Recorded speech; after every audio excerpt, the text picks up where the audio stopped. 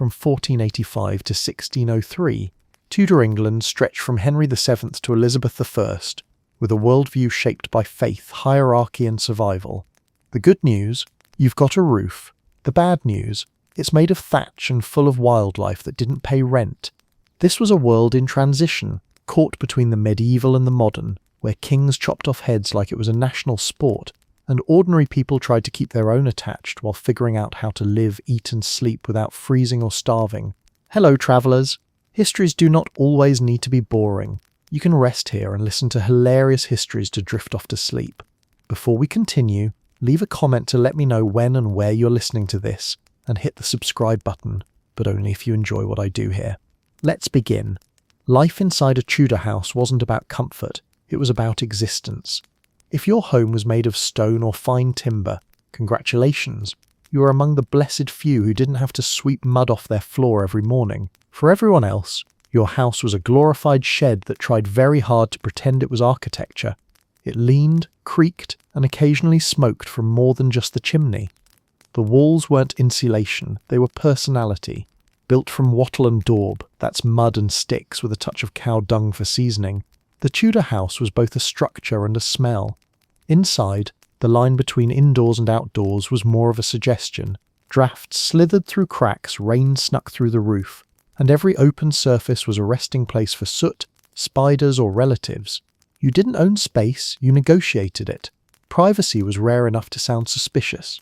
Bedrooms, optional. Most families cooked, ate, worked and slept in the same room, often sharing floor space with chickens, goats or the family pig, who was basically the pet that doubled as future dinner.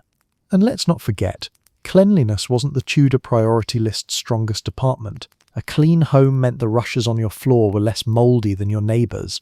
People occasionally swept out the worst of the refuse, bones, crumbs and the mysterious things that scuttled away when you lifted the straw. But otherwise, the floor was its own ecosystem. Even the wealthier houses had their issues. Fireplaces smoked, windows barely opened, and the combination of tallow candles and open flames meant your entire home could go up like a candlelit toast to misfortune. Despite all that, the Tudor house was a point of pride. It represented order in a chaotic world. Houses weren't just shelters, they were mirrors of status, faith and identity. The architecture itself, timber-framed, sturdy and slightly crooked, told the story of ambition meeting limited engineering. Rich families built great halls with hammer-beamed roofs that echoed with feasts and gossip. The poor made do with low ceilings that ensured you hit your head on something before breakfast. Religion shaped daily life as much as rain shaped the roof. Whether you were Catholic, Protestant, or desperately pretending to be whichever wouldn't get you executed this week, your home reflected it. Many families had small devotional items or prayer corners. The Tudors didn't separate sacred from domestic life.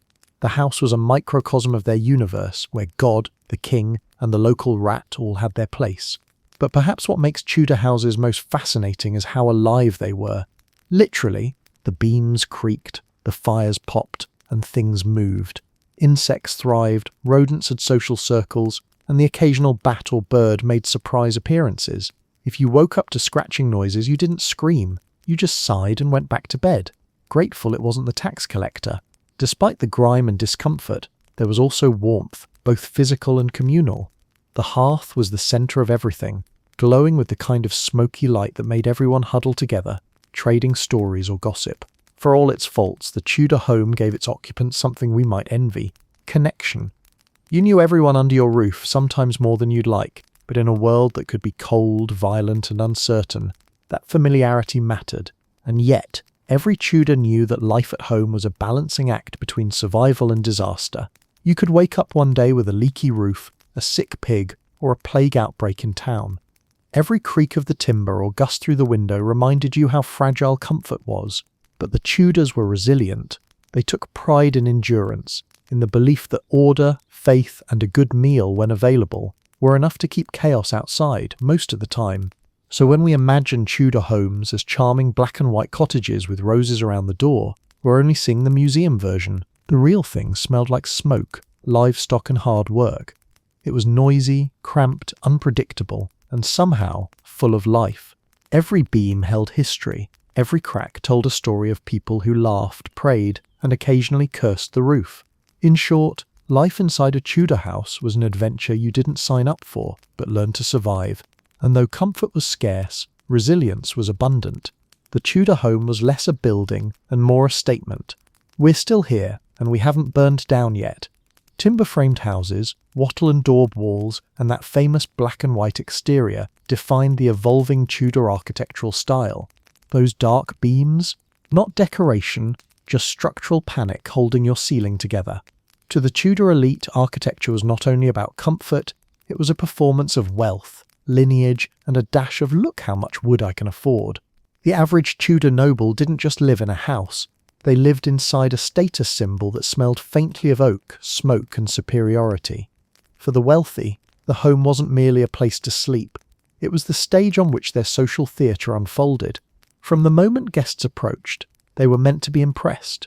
The front facade shouted prosperity, with its intricate timber frames zigzagging like a geometry project gone mad, while the plaster between beams gleamed white in the sunlight. That black and white contrast we now find quaint was the Renaissance equivalent of luxury marble, only louder and flimsier. If your house looked like it could survive a light breeze, you were doing well. The Tudor obsession with timber came partly from abundance. England was still rich in forests, and oak was the building material of dreams, sturdy, available, and stylishly knotty.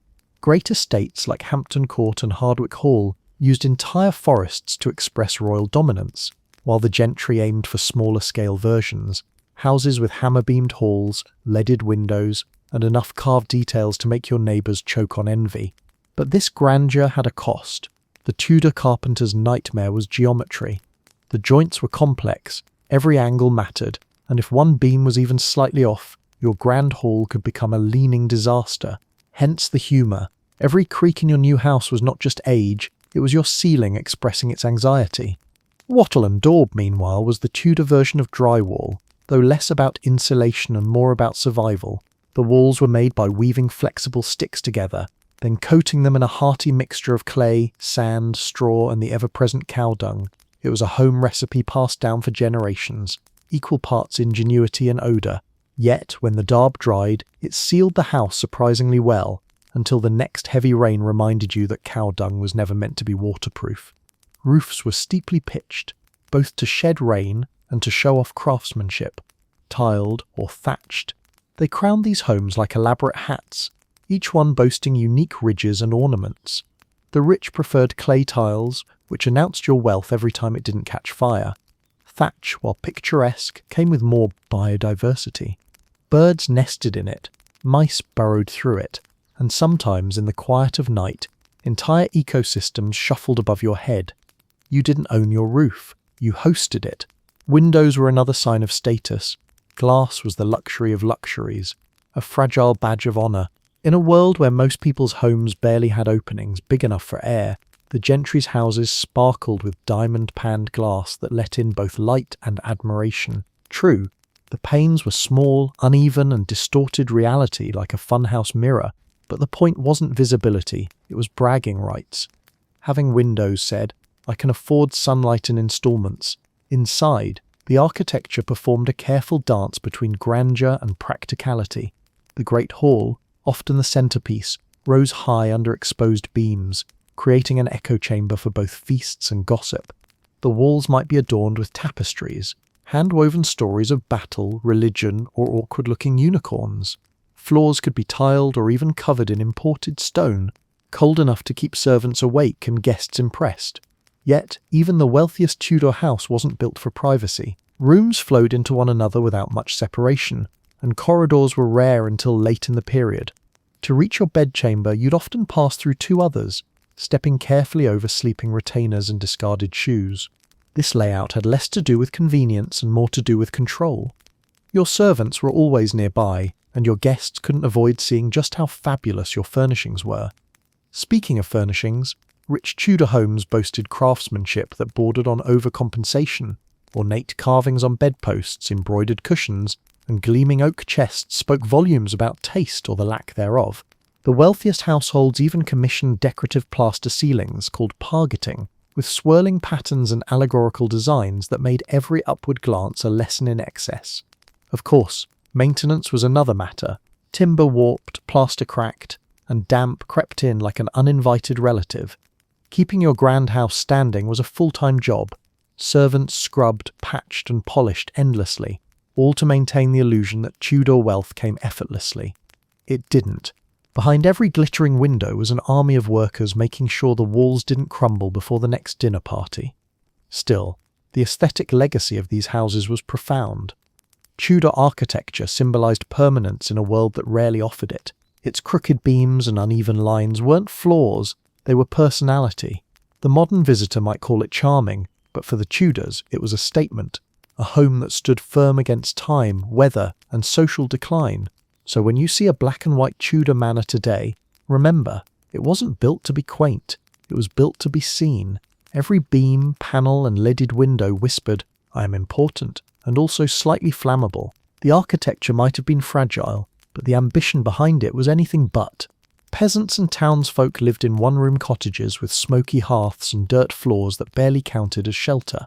Wall insulation? Just mud and optimism. For the lower half of Tudor society, farmers, labourers, craftsmen, and the unlucky majority, home wasn't a castle or a status symbol. It was a fragile defence against weather, hunger, and whatever crawled in during the night.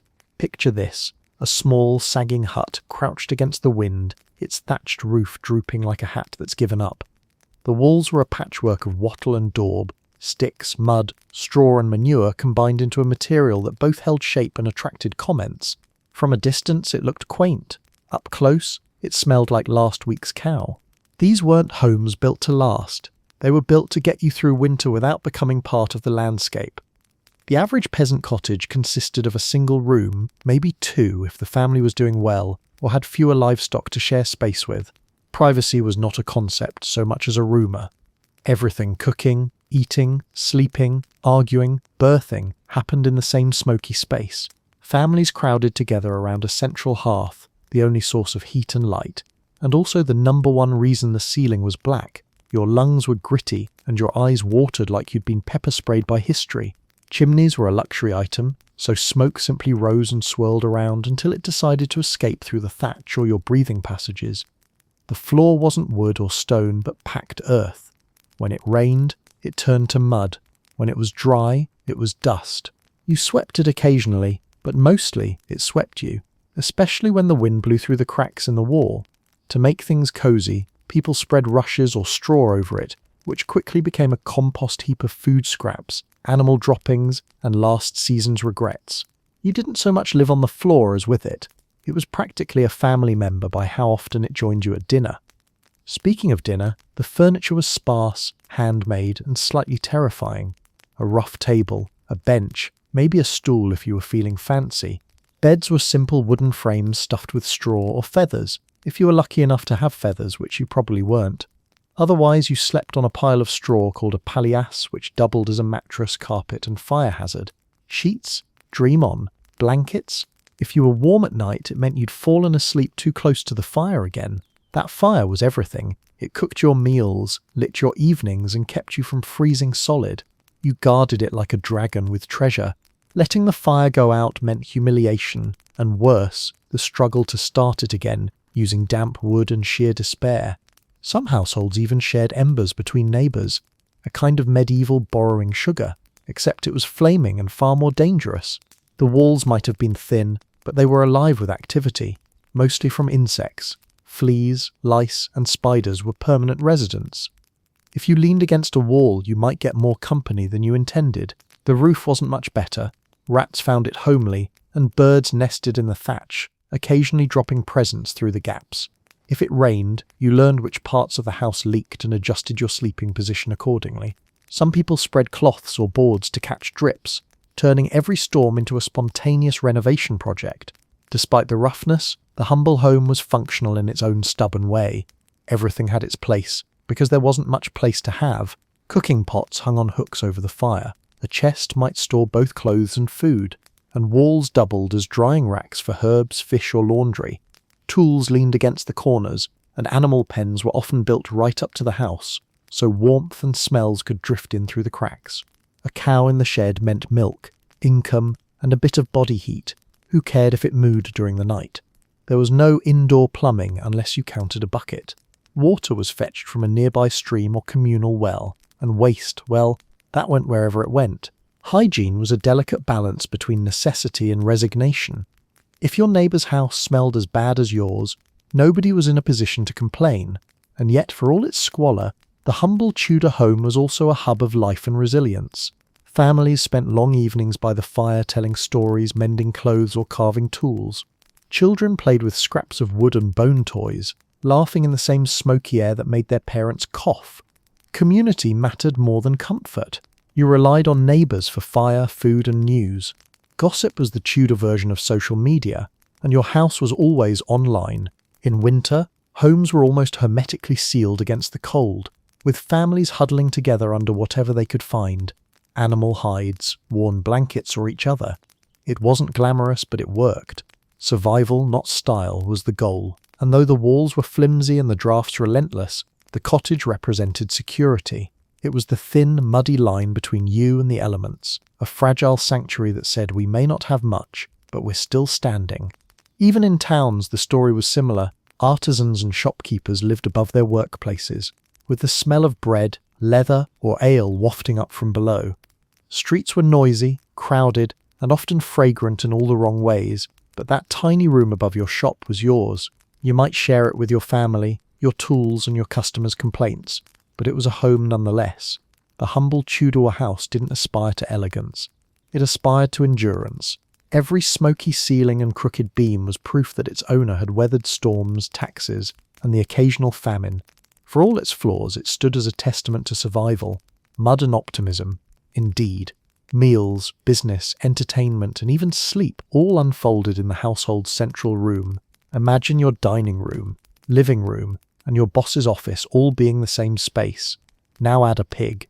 The Tudor Great Hall wasn't just a room, it was an entire ecosystem where life, labour, and leftovers coexisted in smoky, noisy harmony.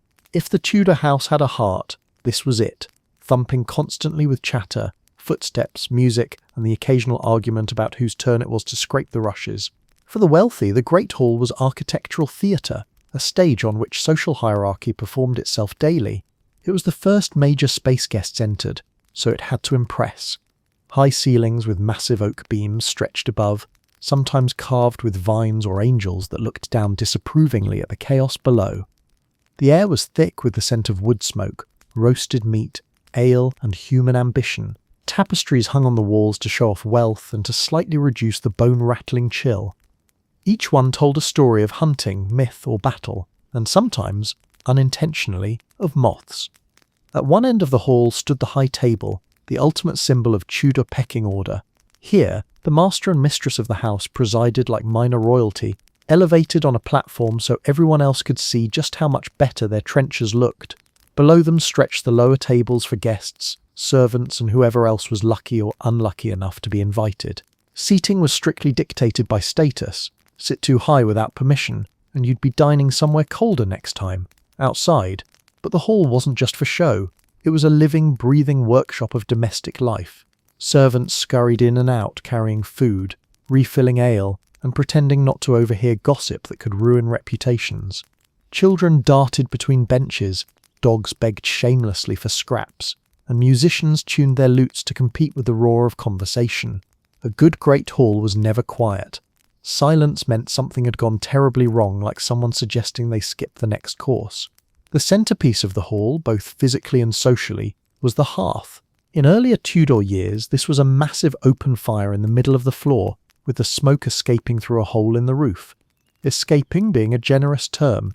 Later, chimneys became more common, and everyone's lungs thanked them profusely. The hearth cooked food, provided warmth, and lit the evenings. It was also where people gathered to tell stories, sing songs, and warm their feet, while pretending not to notice that the smoke made their eyes water and their bread taste faintly of ash. Furniture in the Great Hall told you everything about your place in life. The master's chair, often elaborately carved and so large it practically needed its own servant, was the throne of domestic authority. Everyone else got benches, stools, or whatever piece of wood wasn't already doing something else. Tables were long, heavy, and usually collapsible because the hall was a multi-purpose arena.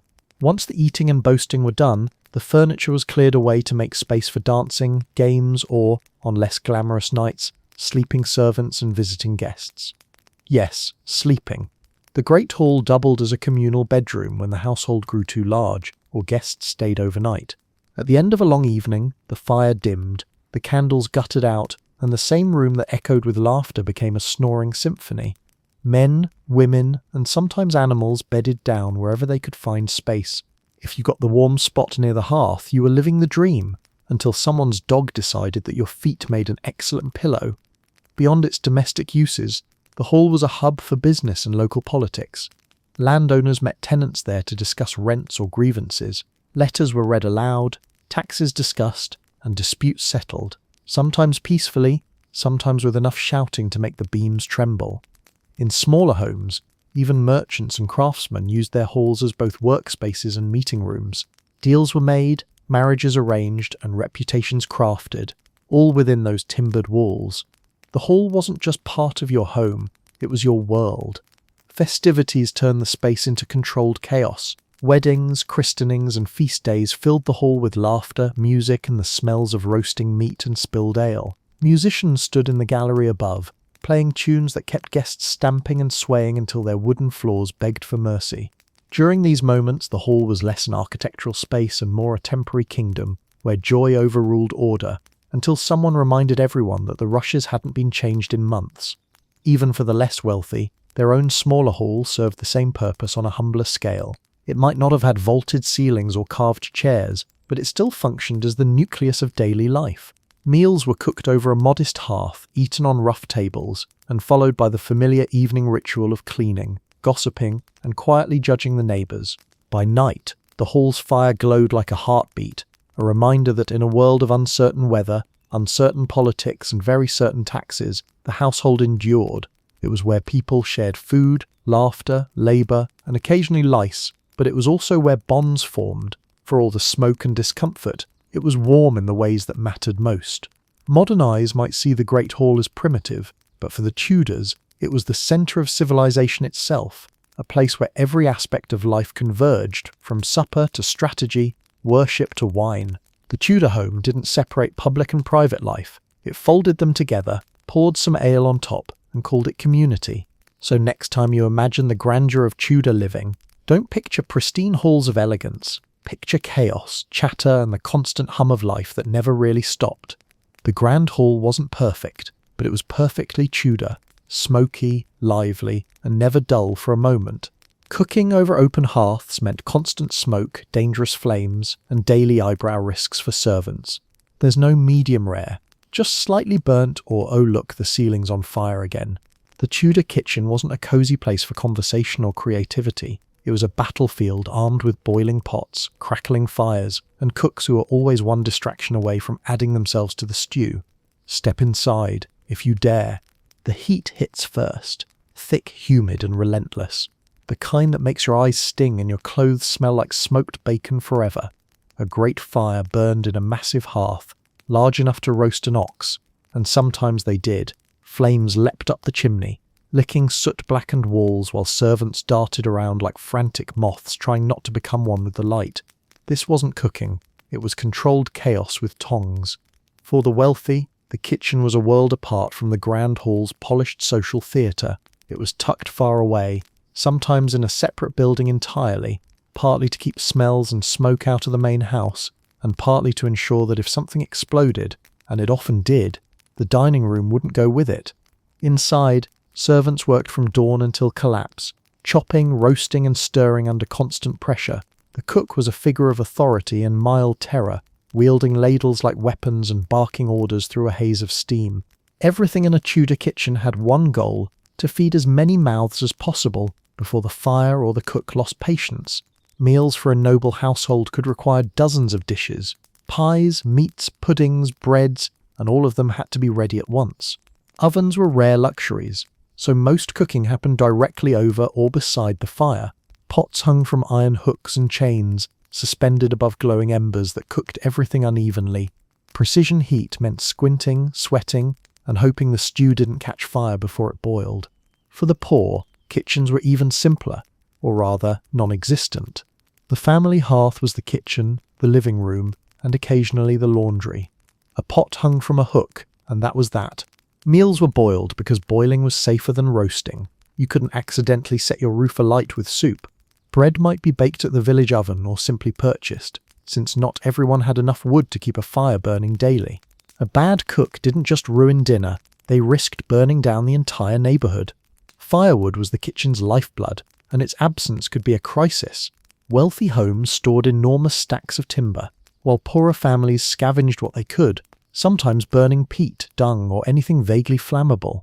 The result was a permanent haze of smoke that clung to walls, ceilings, and lungs alike.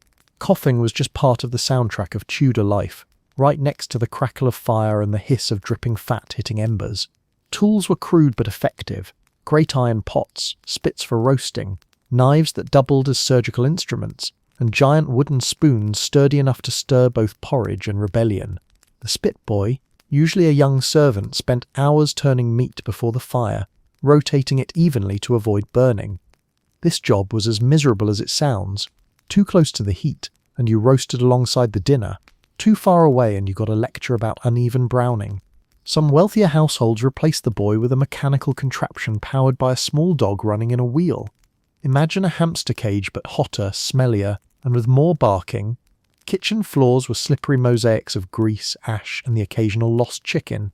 Water was hauled in by the bucket, and every spill turned the place into a mudslide waiting to happen. Cleaning was an endless task, yet everything still managed to look filthy. Even utensils developed personalities: blackened pans, warped ladles, and knives that seemed to sigh whenever another goose arrived. And the smells.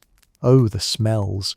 Roasted meats, singed hair, sour milk, damp herbs, and boiling ale formed a scent that could be bottled and sold as eau de survival. Add in the smoke, and every Tudor cook walked around with eyes watering and lungs like cured ham. Fire safety was non-existent. Sparks leapt, wood smouldered, and grease dripped into flames like a dare.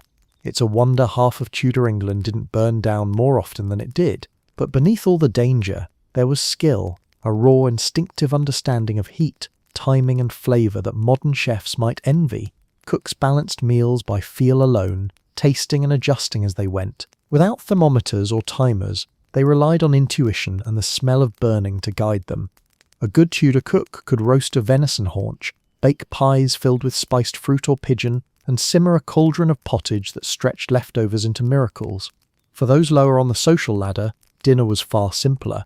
A single pot meal, often just vegetables, barley, and maybe a shred of salted meat. It wasn't glamorous, but it filled the stomach and didn't set the house on fire, which counted as success. In richer households, the kitchen was also a miniature society. Dozens of servants bustled about, scullery maids washing endless piles of dishes, butchers hacking meat, bakers kneading dough, and brewers tending to barrels of ale. The constant noise was deafening. Knives on wood, pots clanging, fire roaring, voices shouting. It was as much an industrial operation as a domestic one, and the rhythm of it never stopped. Every meal that reached the Lord's table came at the cost of smoke-stung eyes, singed sleeves, and sleepless nights. But when a feast went off perfectly, when the roasted boar gleamed, the pies steamed, and the bread rose just right, it was a triumph of fire and willpower. And when it didn't, well, the servants had plenty of leftovers to dispose of. The Tudor kitchen was both marvel and menace, a place where heat was tamed just enough to feed an empire. Every scorch mark and blackened beam was a reminder of the gamble that came with every meal. In a world without gas stoves or fire extinguishers, cooking wasn't a hobby. It was survival through smoke and flame. Shared beds, cold chambers, and straw mattresses made sleep more about survival than comfort. Your bedmate wasn't your partner. It was whoever got there first and didn't snore too loudly. In the Tudor world, bedtime wasn't a peaceful retreat from the day. It was another battle in the long war against discomfort, cold, and questionable hygiene. For most Tudors, bedroom was a flexible term. In humble homes, there was no such room at all. Families simply slept wherever there was space, often near the hearth where it was warmest and least rat-infested. But in wealthier households, sleeping arrangements were more elaborate and far more theatrical. Bedrooms weren't just for rest, they were for show.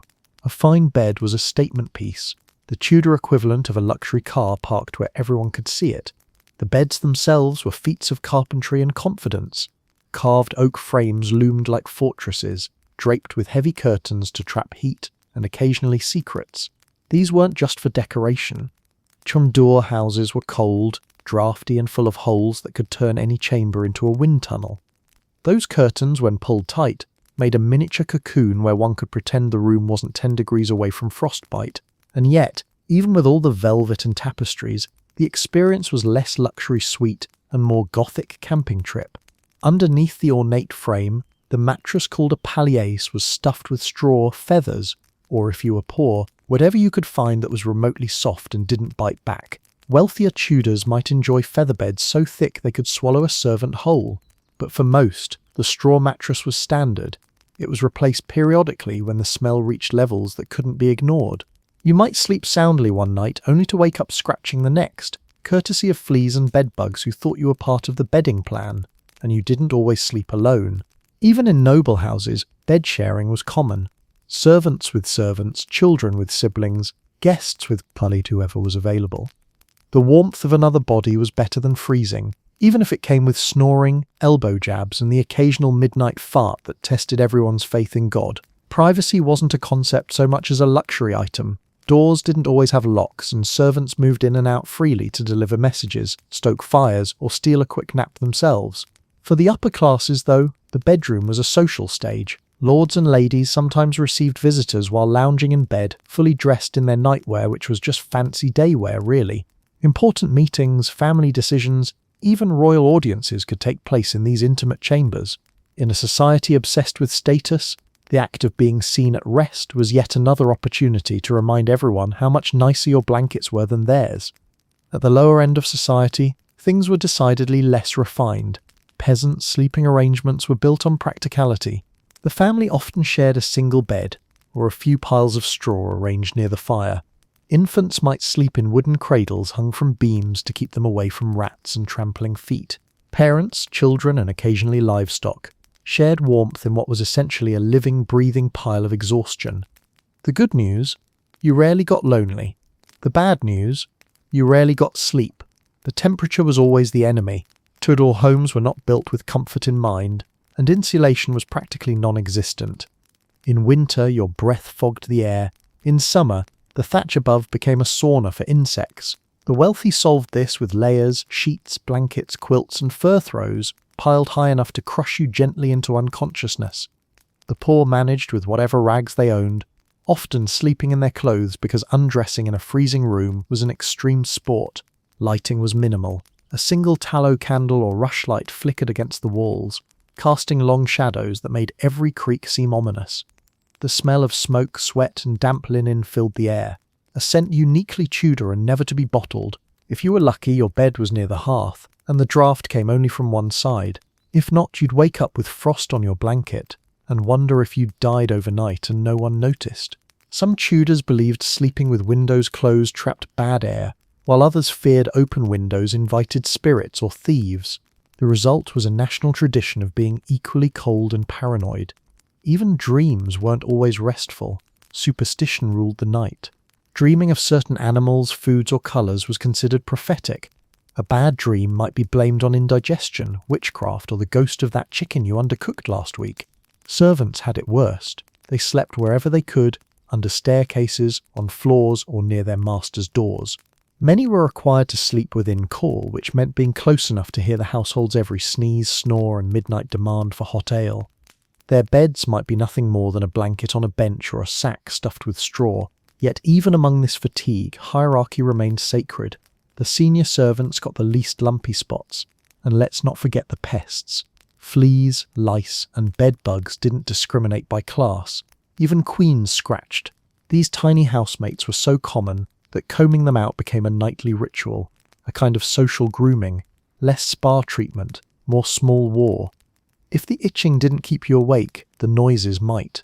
Between the wind whistling through the walls, the snoring of humans and livestock, and the occasional clatter of nocturnal rats, a Tudor bedroom could feel like trying to sleep in a barn that had opinions.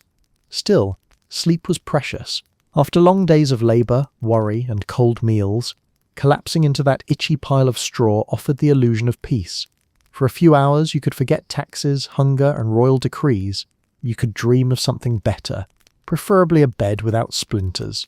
So yes, Tudor bedrooms were drafty, crowded, and questionably private, but they were also deeply human spaces.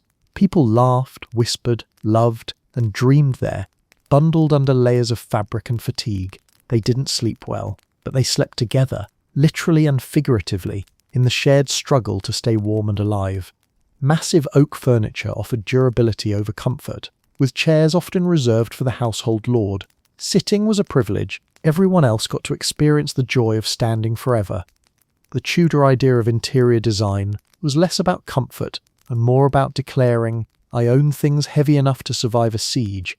Everything was solid, square, and just this side of ergonomic torture. Walk into a Tudor home and the first thing you'd notice, after the smell of smoke and humanity, was the furniture. Every piece looked like it had been built to outlive its owner, and often did. Oak was the star of the Tudor household. Strong, dark, and so heavy that moving a chest required both strength and the patience to curse convincingly. Wood was expensive and laborious to shape, so furniture wasn't clutter, it was commitment. You didn't get a new table every few years. You inherited one from someone who probably died trying to build it. The most important item was the table, a long rectangular slab of timber that dominated the main hall. These tables weren't dainty affairs. They were so thick you could probably land a Tudor goose on one without denting the surface. The rich often used trestle tables, planks set atop removable supports, so they could clear the space after meals for dancing or sleeping. The poor had rough-hewn boards balanced on barrels or logs, creating an aesthetic best described as rustic minimalism meets mild danger. Then there was the chair, that rare and glorious symbol of authority. In a typical Tudor household, only the head of the family, the lord, or an honoured guest got to sit in a proper chair with a back. Everyone else got benches, stools, or their own two legs. Chairs were big, boxy, and carved with an enthusiasm that bordered on vengeance. They were meant to impress, not pamper. Lean back too far and you might get a splintered sermon on humility. Some even came with high, panelled backs and armrests that made the sitter look like a minor monarch presiding over supper. In Tudor culture, to sit was to rule. To stand was to serve. Other furniture followed the same philosophy, practical, permanent, and punishing. Chests were the Tudor version of closets. These vast wooden boxes stored everything from linens to valuables to seasonal regrets. Many were intricately carved, often bearing initials or dates. A medieval IKEA catalogue entry reading, "Built to last, by God it will." They also doubled as seating, tables, and sometimes even coffins in waiting, since versatility was the Tudors' best friend. Beds, as we've already learned, were masterpieces of both art and engineering. Grand four-posters carved within an inch of their lives. But beyond that centerpiece, other bedroom furniture was scarce. A small coffer for clothing, maybe a basin stand if you were fancy enough to wash indoors, and a stool that wobbled in protest every time someone looked at it too hard. Cupboards and dressers were the display cases of pride. Nobles used them to showcase pewter plates, silver goblets, and expensive imported glassware. It wasn't about ease of use. It was about proving that you owned things shiny enough to justify a servant whose only job was to polish them. In poorer homes, a few wooden shelves nailed into a wall served the same purpose, albeit holding wooden bowls instead of silver goblets. The effect was less opulence and more organised hope. One could also find settles, long wooden benches with tall backs that hugged the hearth like loyal dogs. They were designed to block drafts and trap warmth, though comfort remained a theoretical concept. If you sat too long, your backside would go numb, faster than your ale would go flat. For all their faults, settles were social furniture.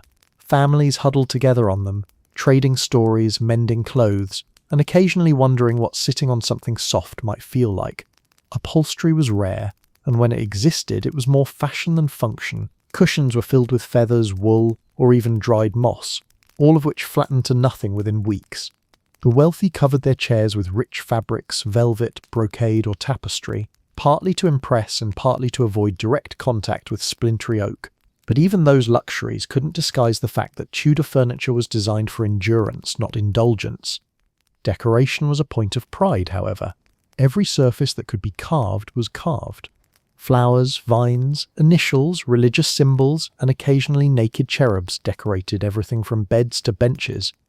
It gave the impression that Tudor carpenters were secretly competing to see who could turn a table into the loudest piece of furniture imaginable. These carvings weren't just aesthetic, they were statements. They told guests, "This table belongs to someone important," and told servants, "You'll never afford this table."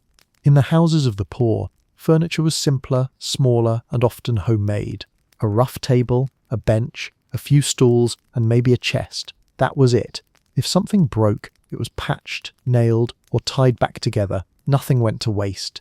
Even broken barrels became seats, and old boards turned into makeshift beds. It wasn't about beauty, it was about making do. And though these homes lacked the ornate splendour of noble halls, they had a practicality that the rich could only envy. You didn't worry about scratching the furniture when the furniture was already a collection of scratches. Maintaining this forest of furniture was a task in itself. Everything needed regular polishing with wax or oil to prevent rot and to keep up appearances. Servants spent hours rubbing oak until it gleamed darkly, transforming what was essentially a glorified plank into something resembling refinement. If you were rich, you could afford polish. If you were poor, a damp rag and good intentions had to do. In short, Tudor furniture was not there to make life easier. It was there to remind you of your place. Heavy, sturdy, and nearly indestructible, it was built for permanence in a world that rarely offered it. Every creak of a chair and clang of a chest echoed with the weight of tradition. Comfort was for the next life. In this one, you got oak, tiny glass panes for the wealthy and wooden shutters for the rest, kept homes dim, lit only by candles and tallow lamps. You didn't turn off the lights, you just accepted darkness as a lifestyle. In Tudor England, light was precious, fragile, and like most good things, mostly reserved for the rich.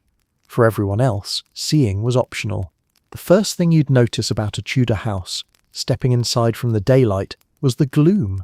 The shadows seemed to cling to the beams, the corners, even the furniture. It wasn't your imagination. Tudor interiors were deliberately dark. Glass was expensive, candles cost money, and open fires smoked out more light than they gave. If you were lucky, you had one or two narrow windows, each one smaller than a modern microwave, and glazed with glass that distorted the outside world into a drunken blur. Sunshine was less streaming in and more politely asking to visit. For the wealthy, glass windows were a mark of luxury and social power. In a land where most people lived in houses with shutters or oiled cloth for windows, owning glass was like announcing, "Yes, I have disposable income and don't fear rocks." But Tudor glass wasn't the crystal clear sheet we know today. It was hand-blown and uneven, full of bubbles and ripples. The world beyond looked like it was underwater, and the sunlight that did come through landed on the floor like a tired ghost. Still, it was enough to dazzle the neighbours. Most windows were made of multiple small diamond-shaped panes, held together by lead strips called cames. The rich installed elaborate lattices, turning even the simplest window into a statement piece.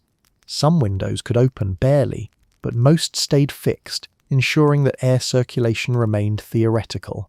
On warm days, the mix of heat, smoke, and tallow made rooms feel like a candlelit sauna. But opening the shutters too wide was risky. Light attracted thieves, bugs, and the occasional curious goose. For those lower on the ladder, glass was a dream. Poorer homes made do with wooden shutters that closed tight to keep out weather, wind, and nosy neighbours.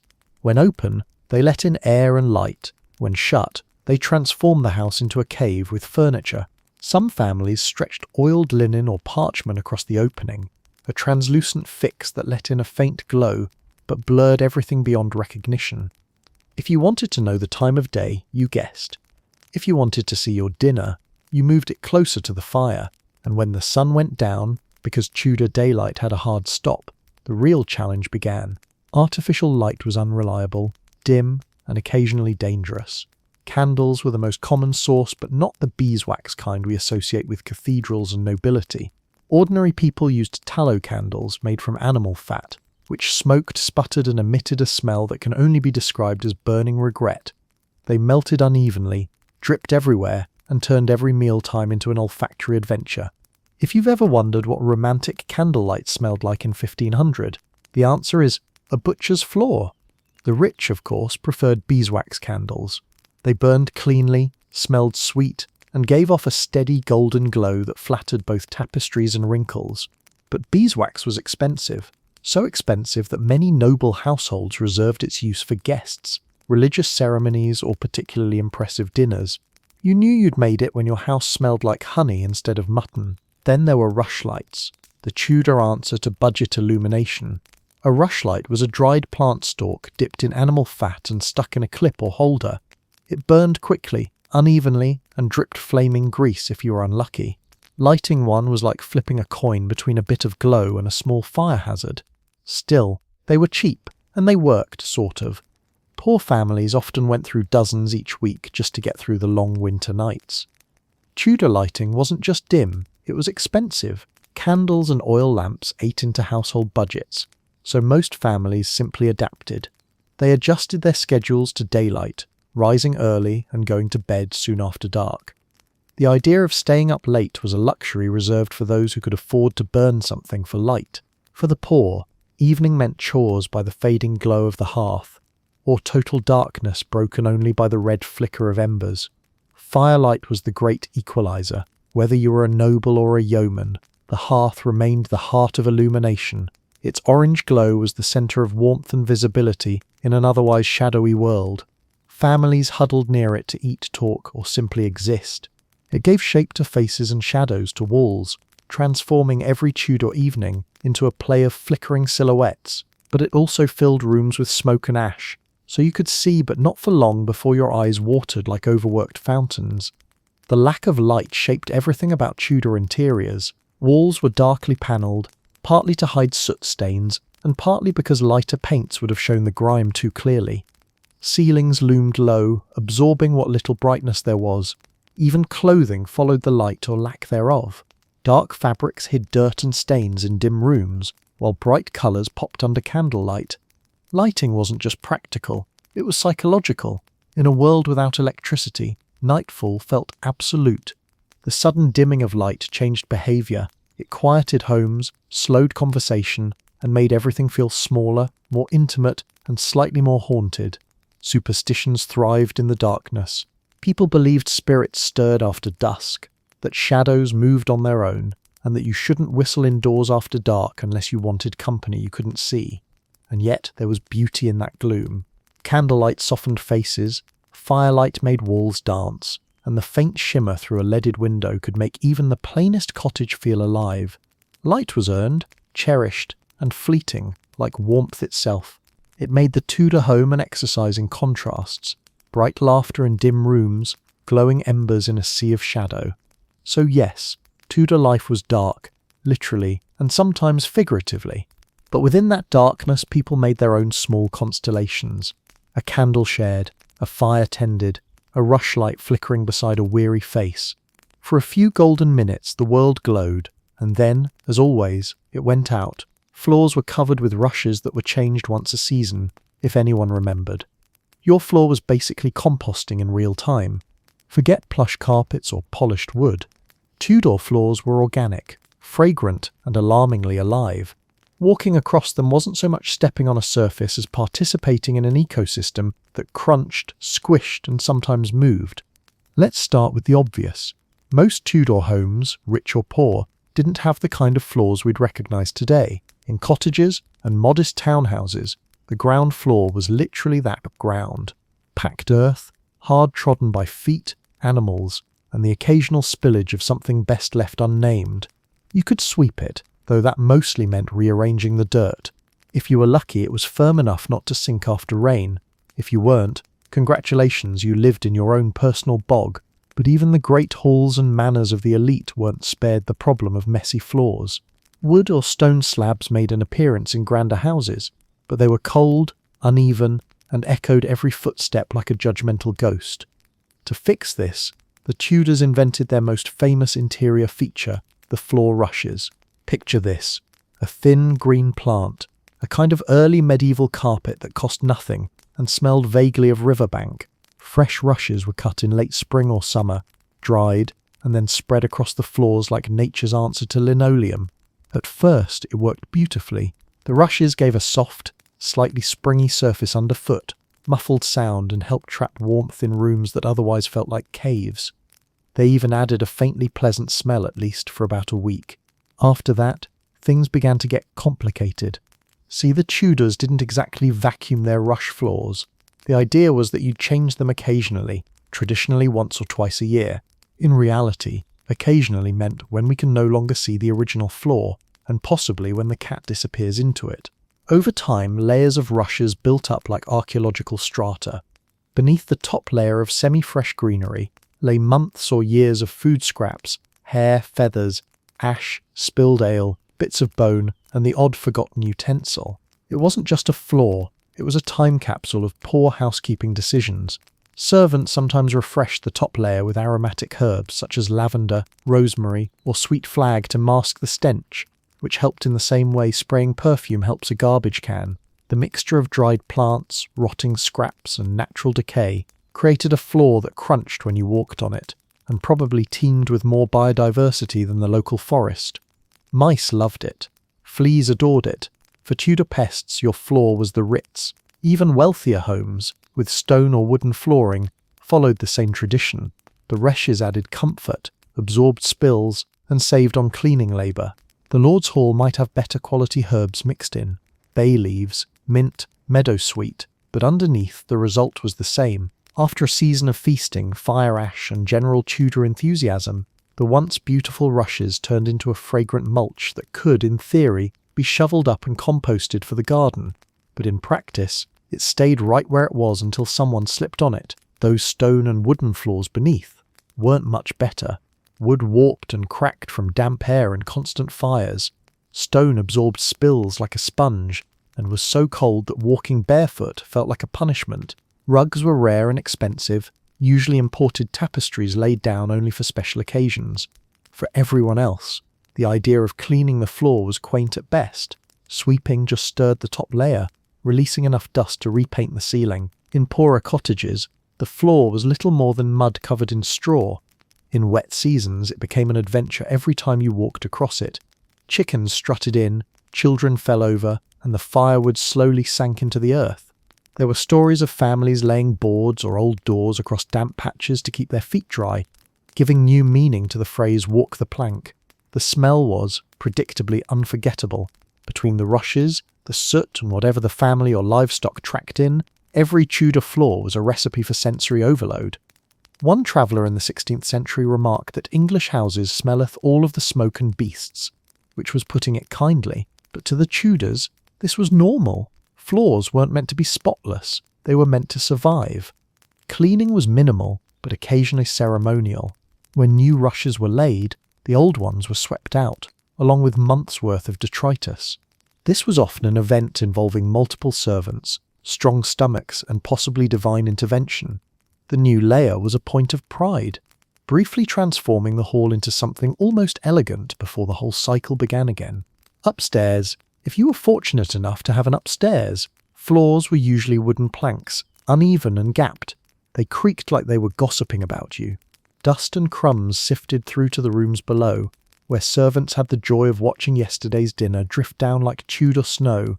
Rugs or cloth coverings were sometimes placed near beds or chairs, but these were small, decorative, and about as effective as a napkin against a flood. And yet, for all its drawbacks, the Tudor floor did its job. It was warm eventually, renewable, if you had a riverbank nearby, and most importantly, it gave people something to walk on that wasn't just dirt. In its own rustic way, it was eco-friendly. You could argue the Tudors invented biodegradable flooring. Unfortunately, it just biodegraded while you were still living on it. In the dim light of rush lamps and the glow of a smoky hearth, the crunch underfoot was part of daily life. Children played on it, dogs slept in it, servants swept it, and nobles ignored it. A Tudor floor was never clean, but it was constant, a loyal, fragrant companion through the long seasons of mud and merriment. So yes, your floor was composting in real time, but it was also history under your feet, layer by layer, story by story. Every step in a Tudor home left more than footprints. It left evidence of a world that saw cleanliness as relative and survival as the real luxury. Without central heating, families relied on smoky fires, heavy tapestries, and sheer layers of clothing to stay warm. You could tell a Tudor's wealth by how many layers of clothes they wore indoors. In a world where winter meant a 6-month battle against frostbite, surviving the cold wasn't about comfort, it was about strategy, smoke and stubbornness. The Tudors were masters of endurance. Their houses, beautiful though they weren't designed for warmth. Thick timber beams and wattle and daub walls held up admirably against the wind, but insulation was practically a myth. Drafts snuck through cracks, gaps and joints as if the walls were politely inviting the outside in. Even the ceilings didn't help much. Heat rose into the rafters and escaped through the thatch or tiles, leaving those below wrapped in furs and regret. The hearth was the undisputed heart of any Tudor home, but calling it effective heating is generous. In the great halls of the wealthy, enormous fireplaces blazed from dawn until well past dark, their chimneys gulping down logs like an insatiable monster. The flames illuminated carved mantels and sent sparks dancing across the rushes, a thrilling reminder that fire safety was still an experimental concept. But even these roaring infernos couldn't conquer the chill. The heat never reached far, and the rest of the hall loomed cold and shadowy. Sit too close and you roasted your front while your back froze like leftover venison. In smaller homes, the hearth was more modest, often just a smoky pit or a small open fire with a simple hood or chimney.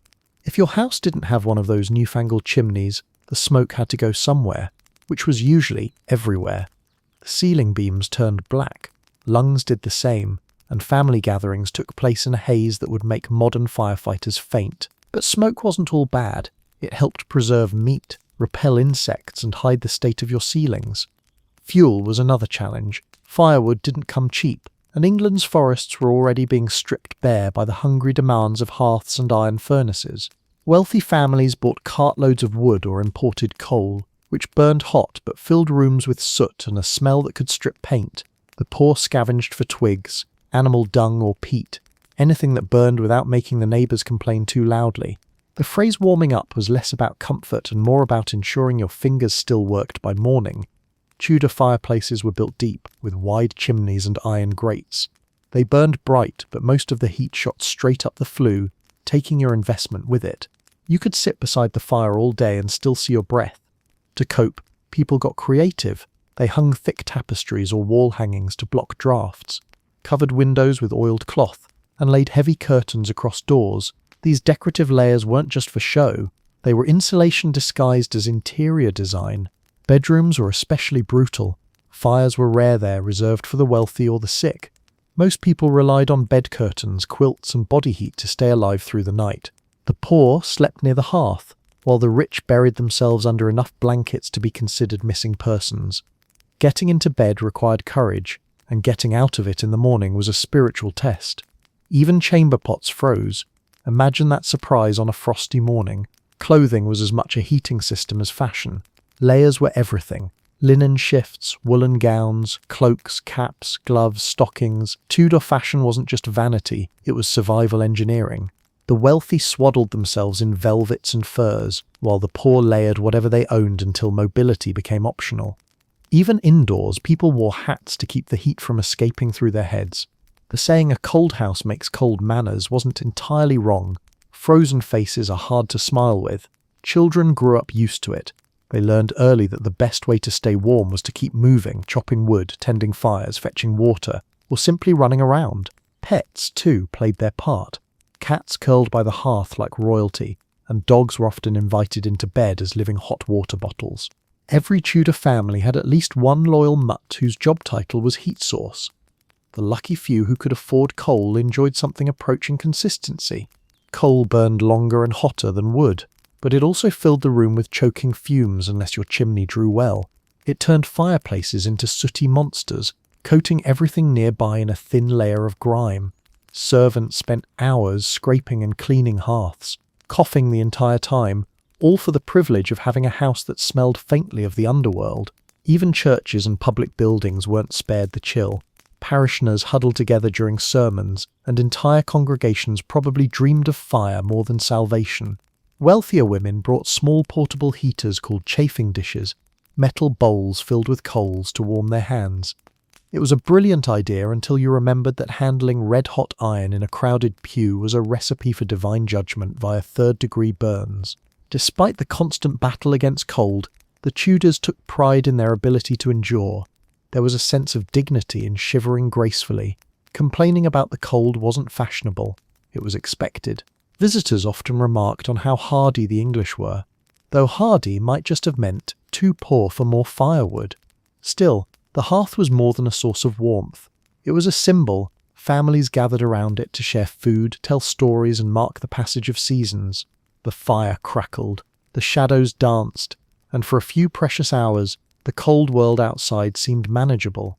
Even if the room was freezing, the fire created an illusion of comfort, a psychological glow as important as the physical one. So yes, Tudor life was cold. Your fingers were numb, your breath visible, and your bed a fortress of fabric. But you survived it with style. Fires roaring, furs rustling, and hats stubbornly worn indoors. It was the art of freezing elegantly, of turning discomfort into a daily ritual of endurance and pride. Thatch roofs leaked, invited pests, and sometimes collapsed entirely. Rainproofing meant praying it wouldn't rain. In Tudor England, the phrase "a roof over your head" was less about safety and more about optimism. The truth was, your roof wasn't so much keeping the weather out as negotiating with it. And if you were lucky, that negotiation didn't end with you wearing part of your ceiling. For most Tudors, roofs were a messy combination of necessity and compromise. The most common choice, especially in the countryside, was thatch, a material made from straw, reeds, or heather, bundled and layered so thickly that it could, in theory, keep water at bay. In theory. In practice, thatch was a living, breathing thing. It shifted with the wind, absorbed rain like a sponge, and became home to an entire ecosystem of uninvited guests. Mice, rats, sparrows, and insects all treated it like a Tudor apartment complex. If you ever heard faint scratching above your bed, it wasn't your imagination. It was someone renting space without paying rent. The great advantage of thatch was its availability. Straw was everywhere, and anyone with a scythe and patience could harvest enough to patch a roof. It was also surprisingly good at insulation, keeping homes cool in summer and slightly less freezing in winter. But it was delicate. A strong gust could send parts of your roof flying into your neighbour's garden, and heavy rain could seep through like an unkind baptism. When leaks appeared, and they always did, Tudors employed the time-honoured tradition of placing buckets, bowls, and whatever containers they had underneath the drips, turning storms into impromptu percussion concerts. And then there was fire. If a Tudor home had a natural enemy, it was the combination of open flames and thatched roofs. Sparks from the hearth or chimney could land on dry thatch, and within moments your house could transform from quaint cottage to bonfire visible from the next village. Many towns even passed ordinances banning thatch in urban areas for this reason, replacing it with clay tiles or wooden shingles. But outside the cities, fire remained a constant, smouldering threat. It was said that you could smell a peasant's house before you saw it, not from cooking but from centuries of smoke trapped in the straw above. Richer Tudors, with their larger homes and thicker purses, preferred tile or slate roofs, which were sturdier, heavier, and much more fashionable. These materials could withstand the elements better, though they came with their own problems. Tiles cracked under frost, slipped from their fixtures, and occasionally plummeted to the ground like deadly clay frisbees. Repairing them required both skill and nerve, as clambering up a Tudor roof was an extreme sport long before anyone invented insurance. Tiles, unlike thatch, didn't attract wildlife, but they did make excellent nesting grounds in the eaves. Birds loved to slip under loose tiles to roost, and swallows and jackdaws built entire families up there. The Tudor homeowner's life was one long soundtrack of cooing, scratching, and the occasional crash when a tile gave way. Still, the presence of birds was tolerated, even welcomed. They ate insects, brought luck, and in lean times provided a convenient protein source if you were quick enough with a net. Chimneys were another story altogether. They were a relatively new luxury in many Tudor homes, replacing the old-fashioned smoke holes that had left rooms perpetually fogged. But even chimneys couldn't be trusted.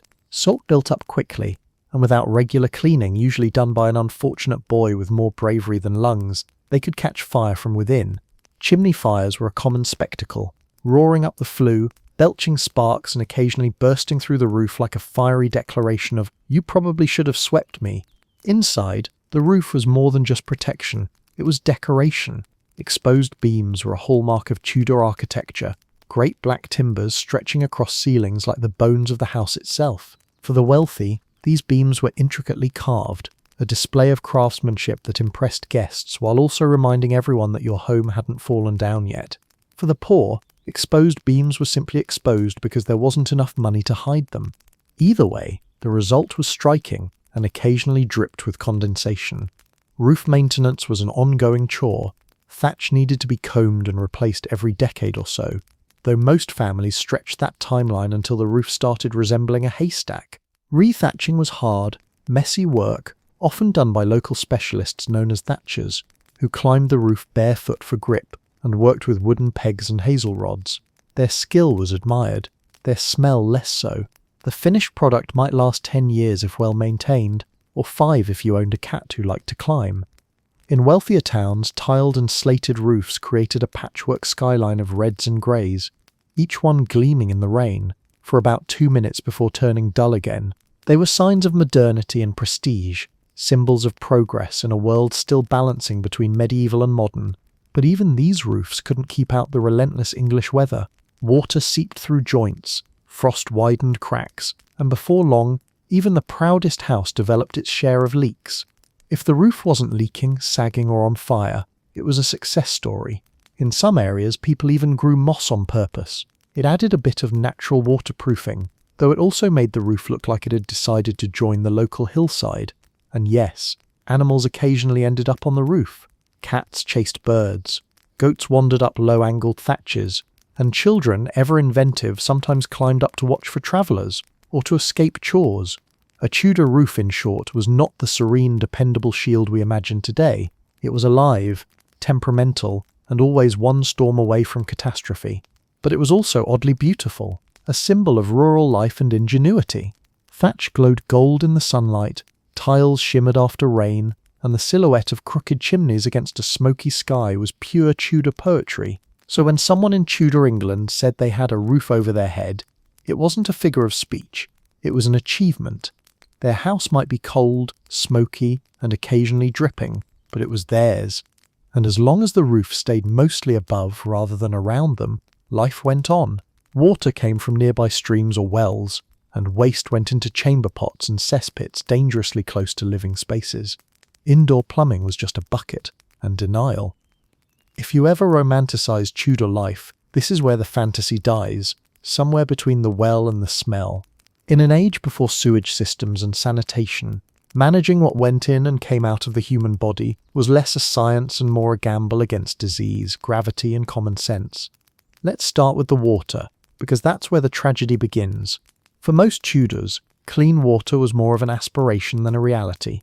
Few homes had a private well. Most people fetched water from a shared source, a stream, a public fountain, or if you were particularly unlucky, the same river where your neighbour just washed their laundry and possibly their cow.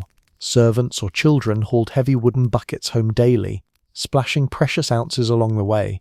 Fetching water wasn't just a chore, it was cardio, Tudor style. In towns, things got even murkier. Wells and pumps provided convenience, but they were often dug terrifyingly close to cesspits. The result? A heady mixture of groundwater and local contributions. Residents noticed, of course, but not enough to stop using it. Water that smelled slightly of compost was considered normal. As long as it didn't move on its own, it was drinkable. The upper classes had marginally better access, with servants tasked to draw from deeper, more distant wells, or to collect rainwater in barrels. But even rain barrels quickly turned green, hosting thriving little ecosystems of frogs, insects, and despair. To make things safer, or at least more palatable, people boiled their water or flavoured it with herbs and wine. This wasn't because they understood bacteria, they didn't, but because it made the water taste less like wet dirt, which is precisely why ale became the Tudor hydration plan. Brewing killed most of the nasties lurking in water, making small ale, a weak everyday beer, the standard drink for everyone from infants to grandmothers. Yes, even the babies drank it. No, it didn't make them cheerful, it made them hydrated. You could wake up, go about your day slightly buzzed, and at least know that your stomach wouldn't rebel halfway through lunch. Clean water was for washing, if you were brave enough to try, and then there was the other side of the equation, waste. Let's just say the Tudors' relationship with sanitation was intimate. Toilets as we know them didn't exist. Instead, there were chamber pots, handy little vessels tucked under beds, behind curtains, or beside chairs for midnight emergencies. Once filled, they were emptied out the nearest window, into the gutter, or into a cesspit, depending on how much you valued your neighbours.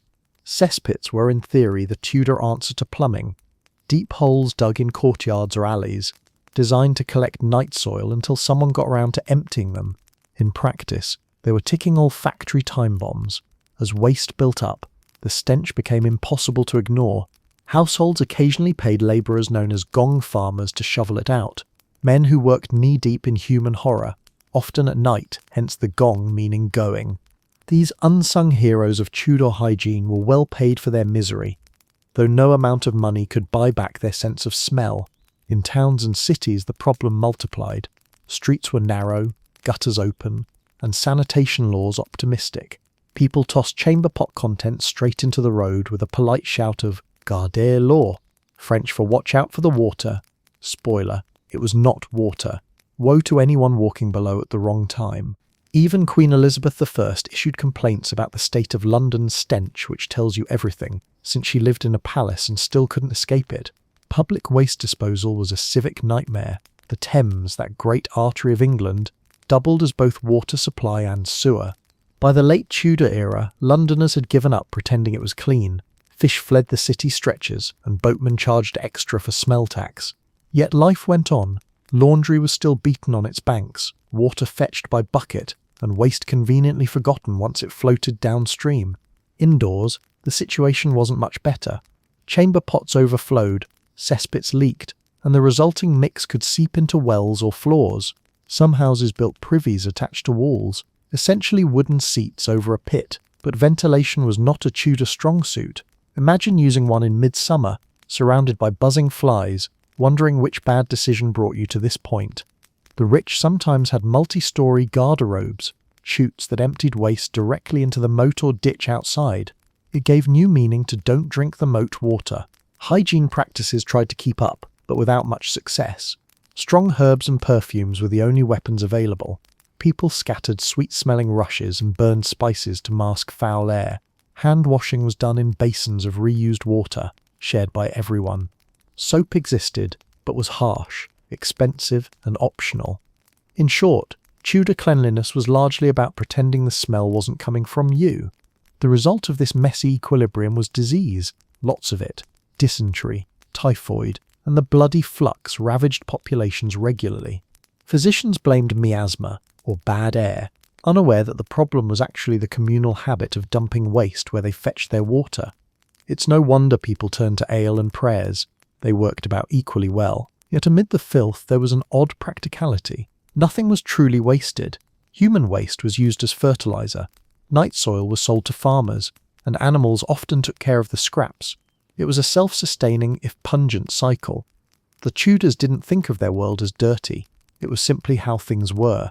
To modernise, their approach seems horrifying, but it worked well enough to keep millions alive long before plumbing and germ theory came to the rescue.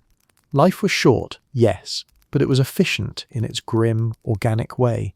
So the next time your shower runs cold or your tap water tastes odd, take comfort. At least you're not hauling buckets from a contaminated stream while praying your cesspit doesn't overflow into your pantry. Tudor life was ingenious, resilient, and slightly disgusting, a combination that kept the kingdom running. One bucket of denial at a time. Life was defined by the stench of unwashed bodies, smoky fires, tallow, livestock, and open drains. If you could smell flowers, congratulations, you'd fainted outside. In Tudor England, smell wasn't just part of daily life, it was daily life. Every building, every street, and every person carried their own bouquet of history, hard work, and questionable hygiene. You didn't walk through Tudor England so much as wade through its aroma. Let's start at the most immediate source, the human body. Bathing, as we've firmly established, was rare and considered suspiciously foreign. Cleanliness was believed to invite illness by opening the pores to bad airs, so most people managed their hygiene with dry methods, rubbing themselves down with linen cloths or applying perfumes if they could afford them. The result was an olfactory identity that lingered. Sweat, smoke, wool, and old ale merged into something uniquely Tudor. Your smell wasn't shameful. It was social camouflage. Everyone reeked, therefore no one noticed. Clothing made the situation worse. Heavy fabrics like wool, velvet and fur trapped odours as efficiently as they trapped heat. Laundry days were few, since washing meant hauling water, boiling it and scrubbing by hand, an Olympic event of exhaustion. Linens were changed more often, but more often might mean every couple of weeks. The upper classes, who owned more layers, simply swapped out what was dirtiest and declared victory. The poor, with fewer clothes, relied on proximity to open air and open windows if they were lucky enough to have one. And then there were the fires. Every Tudor home had at least one hearth belching smoke into the air, and the wealthy had several. Wood smoke, coal soot, and tallow candles filled the atmosphere with a constant haze. The walls, ceilings and lungs all turned the same shade of grey. The smell of burning fuel clung to everything. Hair, clothes, furniture, and mingled with the earthy aroma of damp rushes and animal dung from the floors. For the Tudors, homey didn't mean lavender and lemon polish. It meant just enough smoke to sting, but not enough to choke. Lighting only made things worse. Tallow candles made from animal fat produced light, smoke, and a smell that could make dinner feel like a trip to the slaughterhouse. Beeswax candles were much sweeter, but reserved for churches and the rich. For everyone else, the evening air was thick with the scent of burning mutton fat and desperation. Even rushlights, those frugal little reeds dipped in grease, added their own tangy perfume to the mix. A Tudor night was less illuminated and more fumigated. Step outside and things didn't improve. Cities and towns were vast open-air laboratories of odour. Streets doubled as trash bins, with food scraps, manure, and chamber pot contents all jostling for space. Rain didn't clean the streets, it redistributed them. In warm weather, the stench could be so overpowering that travellers compared English towns to dunghills with doors. Livestock wandered freely through marketplaces, leaving behind fragrant calling cards that squelched underfoot. And remember, sewers were open gutters. Waste flowed right down the street in full view and full scent of everyone. The poor couldn't escape it, and the rich couldn't completely block it out. Even the grandest manor had its own bouquet of smoke, sweat, kitchen grease and the sweet rot of the garden cesspit. Tapestries and draperies absorbed the smells of cooking and candle smoke, and the heavy fabrics held them with a loyalty unmatched by servants. The result was a sort of historical layering. 1 century of dinner parties and fireplaces baked permanently into the curtains. Public gatherings were a special kind of sensory adventure. Church, for instance, was not only a spiritual gathering, but an olfactory one. Hundreds of unwashed bodies packed together under low ceilings, breathing incense and each other's air. It was less heavenly and more divine endurance test. Markets were worse. Fishmongers, butchers and tanners competed for attention and territory, filling the air with a pungent blend of salt, blood, leather and fermenting vegetables. Perfume was a desperate counterattack. The wealthy doused themselves and their rooms with strong scents, musk, rosewater, ambergris, which, fun fact, came from whale intestines, to mask the realities of life.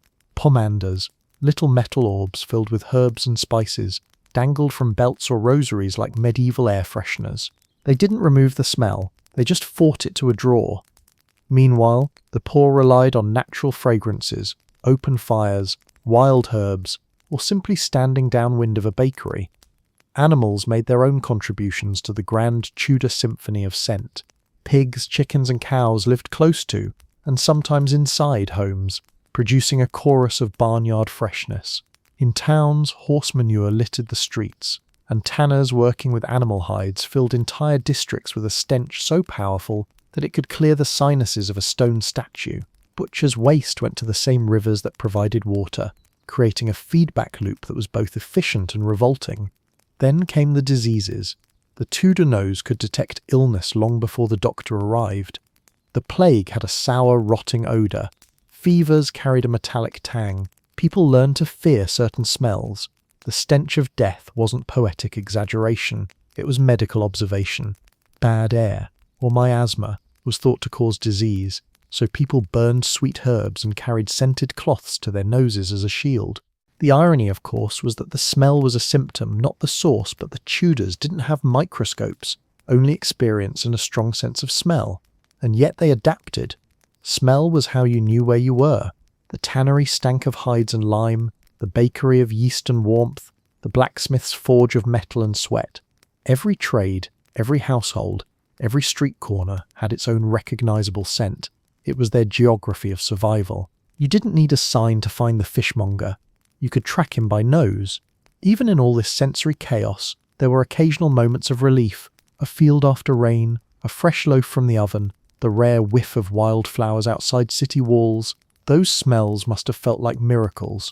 For a Tudor, they weren't just pleasant, they were proof that not everything in life was decay and smoke. So yes, the Tudor world stank. It was pungent, earthy, smoky, and alarmingly honest. But it was also alive, every smell a reminder of how closely people lived with their world, their work, and each other. In a strange way, the odour was proof of life. The only places that smelled truly clean were the ones where nothing lived at all. Servants endured strict hierarchies, exhausting labour, and endless hours of domestic work. Job perks included being allowed to eat leftovers and not being beaten to day. In Tudor England, a grand house didn't run on charm or oak beams, it ran on human exhaustion. Beneath the elegance of carved furniture and polished pewter was an invisible army of people who made sure everything sparkled, smoked, and occasionally didn't collapse. Servants were the gears of the Tudor household machine, overworked, underpaid, and constantly one mistake away from unemployment or worse. Every household of means, from the modest gentry to sprawling noble estates, relied on domestic labour. The size of your servant staff was a measure of status. A gentleman might boast of having 10, a lord 50, and a monarch hundreds. Servants were divided not just by duties, but by rank, an intricate social ladder where every rung came with more responsibility and slightly fewer blisters. At the top of this hierarchy were the steward and housekeeper, managing household finances and discipline. Below them trickled an entire ecosystem: cooks, butlers, grooms, laundresses, scullery maids, footmen, errand boys, gardeners, and somewhere near the bottom the poor souls tasked with cleaning chamber pots. The workday began long before dawn and ended when everyone else had gone to sleep. Fires had to be lit, rushes swept, water fetched, and food prepared. The sound of clattering pots and hurried footsteps filled the halls before sunrise. Servants worked in perpetual motion, often with no breaks, no privacy, and no personal space. A day off was a fantasy, and holidays were just more elaborate versions of the same labour, only with extra feasting to clean up afterward. The kitchen staff had it worst. The cook was a tyrant by necessity, orchestrating meals for dozens or hundreds using open flames, dangerous knives, and a rotating cast of exhausted assistants. The scullery maids scrubbed greasy pans until their hands cracked, often standing ankle-deep in cold water. The spit boy, charged with turning the roasting meats by hand, spent hours in front of the fire until his face glowed like the joints he cooked. They ate when they could, usually from the scraps that fell off the Lord's table, if the dogs hadn't beaten them to it. Upstairs, the butler guarded the pantry and wine cellar like a dragon guarding treasure. Theft among servants was harshly punished, so even the smell of spilled ale could ruin a career. The chambermaids handled bedding and cleaning, no small feat in houses where linens were rarely washed, and guests frequently left souvenirs. The laundresses worked outside or in smoky outbuildings, boiling water and scrubbing fabric with lye soap that burned skin and eyes alike. Their work was both endless and invisible. No one noticed clean laundry, but everyone noticed if it wasn't done. And then there were the personal servants, the maids and valets who attended directly to their masters. They dressed them, combed their hair, delivered their messages, and occasionally endured their tempers. For high-ranking lords and ladies, these attendants had to anticipate every whim. A wrinkled ruff or cold wash basin could provoke a lecture on loyalty. Yet these close servants also had access to information and gossip. Many wielded quiet power through knowledge, trading favours and secrets behind closed doors. The strict hierarchy among servants mirrored the society they served. Everyone knew their place, and stepping out of it was social suicide. A cook looked down on a scullery maid, a steward looked down on everyone, and the stable hands were lucky if anyone looked at them at all. Still, the system worked, mostly through fear, fatigue, and ambition. Service offered food, shelter, and the faint hope of upward mobility. For a peasant's child, entering service in a noble household was a ticket out of rural poverty. even if it came with endless chores and occasional shouting. But the conditions were brutal. Servants often slept where they worked, under staircases, in attics or on benches near fires that burned all night. Their beds were straw pallets or old blankets rolled out in corners. Privacy didn't exist, and personal possessions were few. Maybe a spare shift, a rosary, or a worn pair of shoes. Meals were communal but not equal. The better your position, the better your scraps. Servants in grand homes were often fed more lavishly than peasants, but that didn't mean the food was fresh. Leftovers could mean yesterday's meat pie or last week's boiled fish. You ate quickly before someone else or something else did. Pay varied wildly. Skilled workers like cooks or stewards earned wages and sometimes small bonuses. Lower servants might be paid in room and board, or in nothing at all except the promise of survival. Beatings were legal disciplinary tools, and many employers used them liberally. There were rules of conduct for servants: no gossip, no theft, no arguing, and definitely no getting married without permission. For women especially, a scandal could end a career in an instant. Despite the hardships, the servant community was its own small world, bound by shared exhaustion and dark humour. They gossiped, flirted, borrowed each other's tools, and sometimes plotted minor rebellions. Nothing dramatic, just little acts of survival. Maybe diluting the ale before it reached the master, or taking an extra bite of meat when no one was watching. In a world where everything was controlled, these tiny indulgences were victories. Loyalty was prized but rarely rewarded. Servants could spend decades in one household, raising their employers' children, tending their fires, and managing their secrets, only to be dismissed in old age without pension or home. Some were remembered in wills with a small sum of gratitude. Others simply replaced the next morning. For the few who rose through the ranks, like stewards or governesses, security came with proximity to power, but never equality. You could dine in the hall, but never at the high table, and yet the entire Tudor household depended on them. Without servants there would be no hot meals, no warm rooms, no clean linens, and certainly no functioning estate. They were the silent architects of comfort.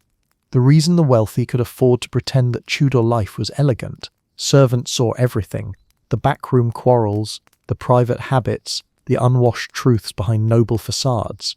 They lived in the shadow of privilege, but understood its workings better than anyone.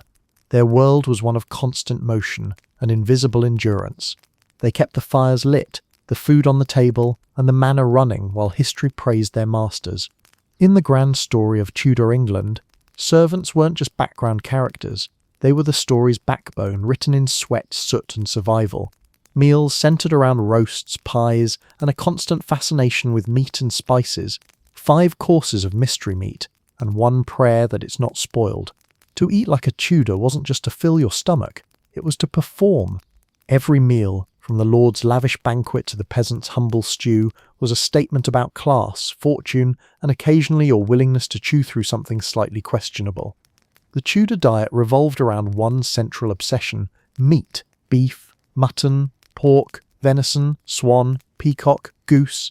If it once walked, flew, or swam, it probably ended up roasted, baked, or boiled in someone's kitchen. Meat symbolized wealth and vigor.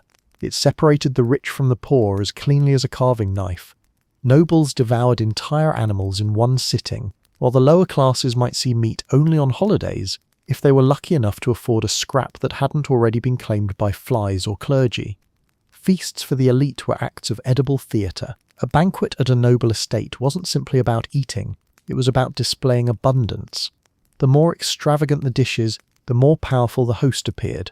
A Tudor feast might feature a roast boar's head dressed with herbs and fruit, pies filled with live birds that fluttered out when sliced open, and sugar sculptures shaped into castles, crowns, or saints who looked suspiciously smug. Colour mattered too. Food was tinted with saffron, spinach, or cochineal beetle dye. If your meal didn't look like a rainbow exploded across the table, you clearly lacked imagination. And then there were the spices, the Tudor kitchen's badge of sophistication.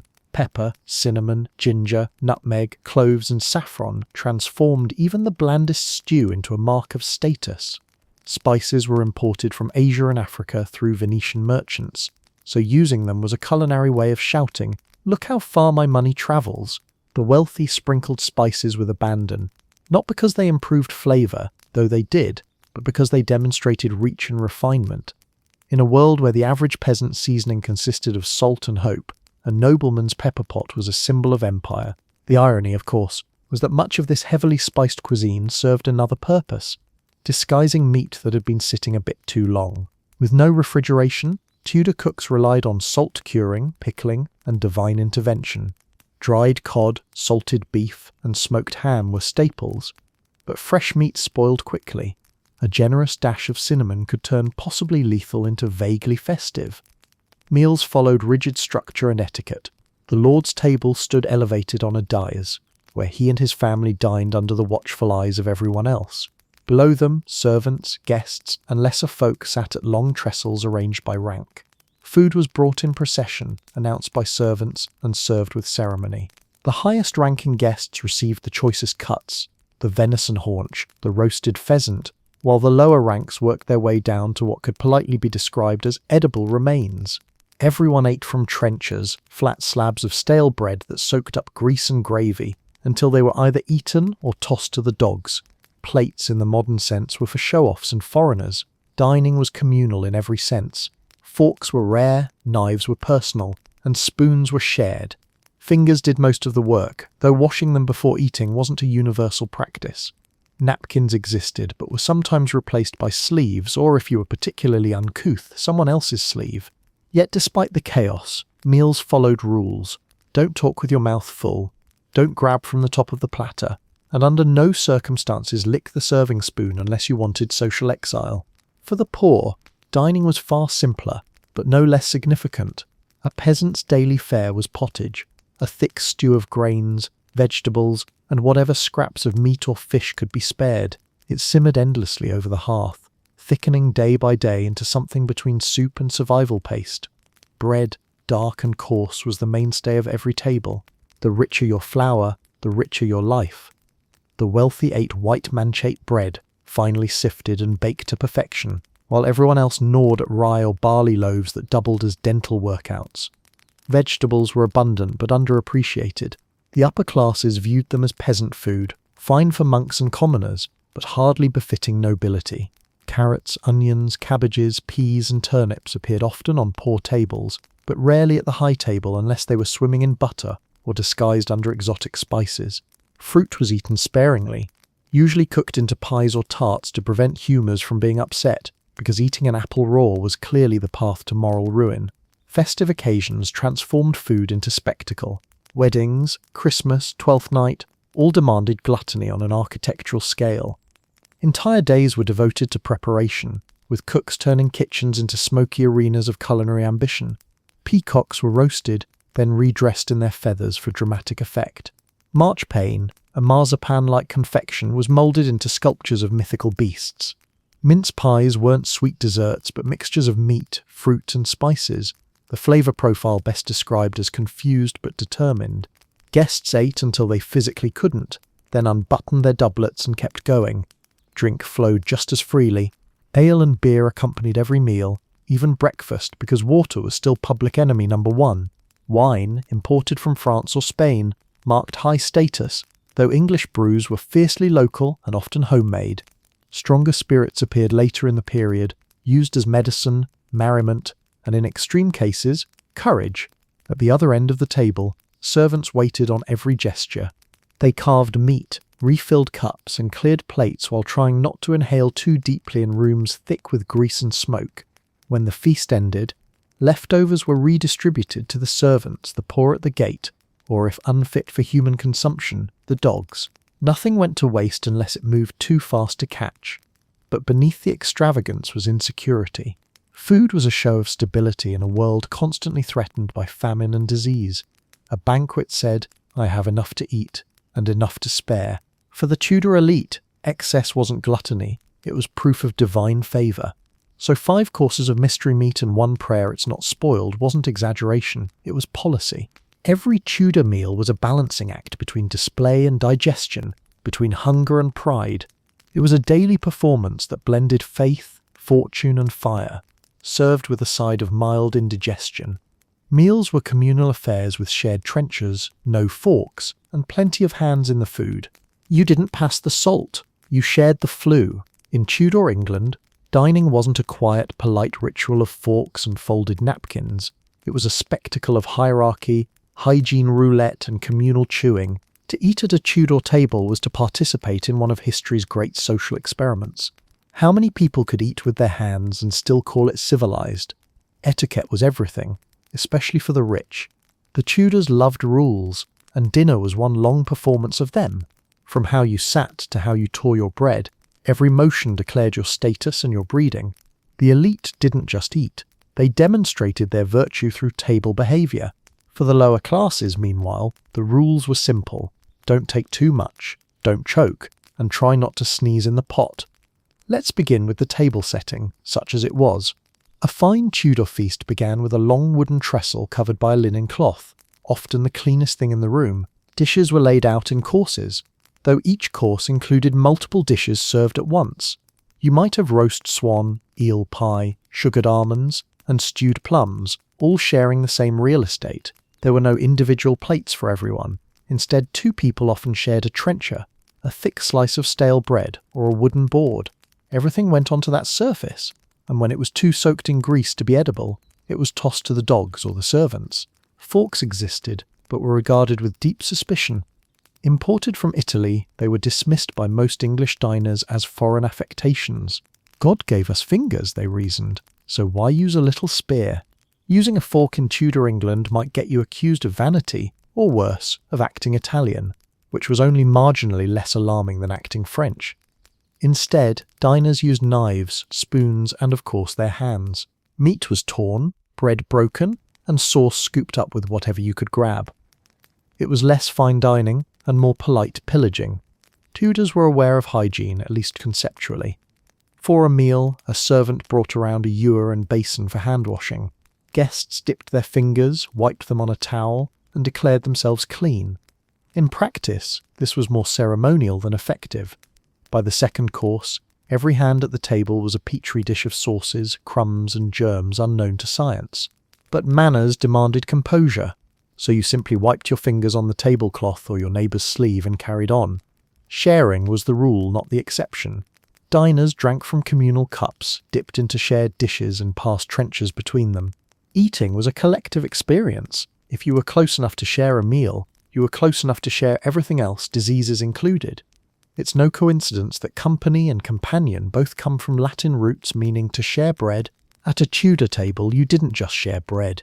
You shared backwash, fingerprints, and an alarming intimacy with your dining partner's saliva. Manners dictated every bite. You were to tear bread neatly, not bite chunks from the loaf. You mustn't lick your fingers or your knife, no matter how tempting the gravy. Picking your teeth with your eating knife was frowned upon, as was reaching across someone's plate. And above all, talking with your mouth full was the mark of a brute. The Tudors were particular about appearances, even if their definition of clean involved the same napkin used by half the table.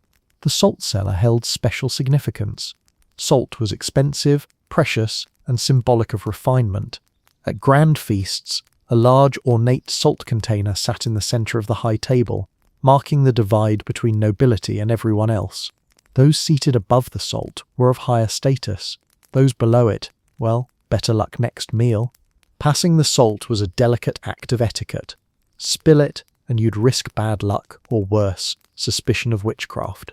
Drinking followed its own choreography.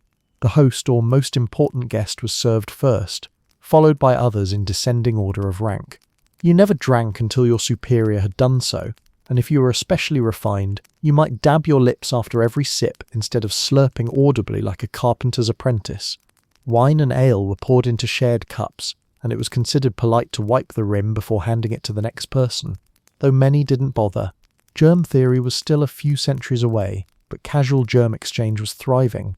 Conversation at table was lively and strategic. This was where alliances were made, marriages discussed, and secrets exchanged over gravy. Politics mixed freely with gossip, and the louder your laughter, the more it showed you were enjoying your host's generosity. Complimenting the food was good manners, criticizing it was social suicide, unless you were the king, in which case it was policy. For the poor, table manners were simpler, but no less significant. Meals were communal, eaten from shared bowls with wooden spoons. Everyone dipped into the same pottage, taking turns or pretending to. Bread served as plate, napkin and dessert, and ale was passed around until it was gone. If you wanted more, you had to be quick and polite enough not to get elbowed. In wealthier households, music often accompanied meals. Minstrels played softly as diners juggled conversation, consumption and composure. Servants moved like shadows, clearing dishes and refilling cups while pretending to be invisible. Every gesture reinforced the invisible web of hierarchy: who carved the meat, who was served first, who got the last piece of pie. Dinner wasn't just nourishment, it was social theatre, and everyone had a role to play. Once the meal ended, hands were washed again, and grace was said, often with the same hands that had just dissected a duck. Leftovers were distributed to the servants or the poor at the gate, a ritual of generosity that doubled as convenient waste management. The tablecloth was shaken out, the rushes swept, and the entire process prepared to begin again the next day. To dine in Tudor England was to live dangerously, half etiquette, half endurance. The clatter of knives, the chatter of guests, the occasional sneeze over the venison, it was all part of the experience. They may not have known about germs, but they certainly knew about manners. Theirs just happened to come with a side of shared contagion and contagious laughter. So yes, you didn't pass the salt, you shared the flu, but in the act of communal dining lay the essence of Tudor life itself: hierarchy, humanity, and just enough ale to make everyone forget how many hands had been in the gravy. Bathing was rare, lice combs were common, and laundry happened about as often as solar eclipses. If you washed twice a year, people assumed you were French. To the Tudors, hygiene wasn't about being clean, it was about surviving the process of pretending to be clean. While modern folk drown themselves daily in showers, soap and scented shampoos, a Tudor's idea of freshness was more spiritual than physical. You cleansed your soul regularly and hoped your body didn't offend too many people in the meantime. The Tudor relationship with bathing was complicated. Medieval bathhouses had once been common, but by the 16th century they'd fallen out of fashion, partly due to fear of disease and partly because anything associated with nakedness was now deemed morally suspicious. After all, the line between public bathhouse and public indecency was thin and frequently crossed. The Reformation only made things worse, convincing people that bathing wasn't just risky to the body, but possibly to the soul. Many believed that opening the pores with hot water made one vulnerable to illness, since bad airs or miasmas could seep in. The result? Generations of Tudors simply decided to keep their pores closed for business. That's not to say nobody ever bathed, it just wasn't common. The wealthy might occasionally indulge in a hot bath, often scented with herbs like rosemary, thyme, or lavender. The tub was usually made of wood, lined with cloth, and filled by servants hauling countless buckets of heated water. For that reason alone, it was a logistical nightmare and an expensive indulgence. A nobleman might bathe a few times a year, the poor perhaps never. When Queen Elizabeth I's physician bragged that Her Majesty took a bath once a month, whether she needed it or not, he meant it as praise. For everyone else, cleanliness came in dry form. Instead of bathing, people wiped themselves down with linen cloths, dry bathing they called it, with varying degrees of success. Hands and faces might be washed daily, but the rest of the body remained on long-term lease to dirt. People relied on fresh linen underclothes to absorb sweat and oils, changing them occasionally to feel renewed. Laundry, however, was backbreaking work, heating water, scrubbing with harsh lye soap, beating the fabric clean, and hanging it to dry. For many, it simply wasn't worth the effort. The result was a nation of scratchy, smoky, and slightly sour-smelling citizens who thought they were doing fine. And then there were the lice. They were the unspoken roommates of Tudor life. Tenacious, itchy, and utterly democratic. Everyone had them, from peasants to princes. Lice combs were as essential as eating knives, and it wasn't uncommon to see people chatting amiably while hunting through each other's hair. Bedding offered no escape. Straw mattresses and wool blankets were perfect breeding grounds for insects. Fleas joined the party too, thriving in rush-covered floors and shared clothing.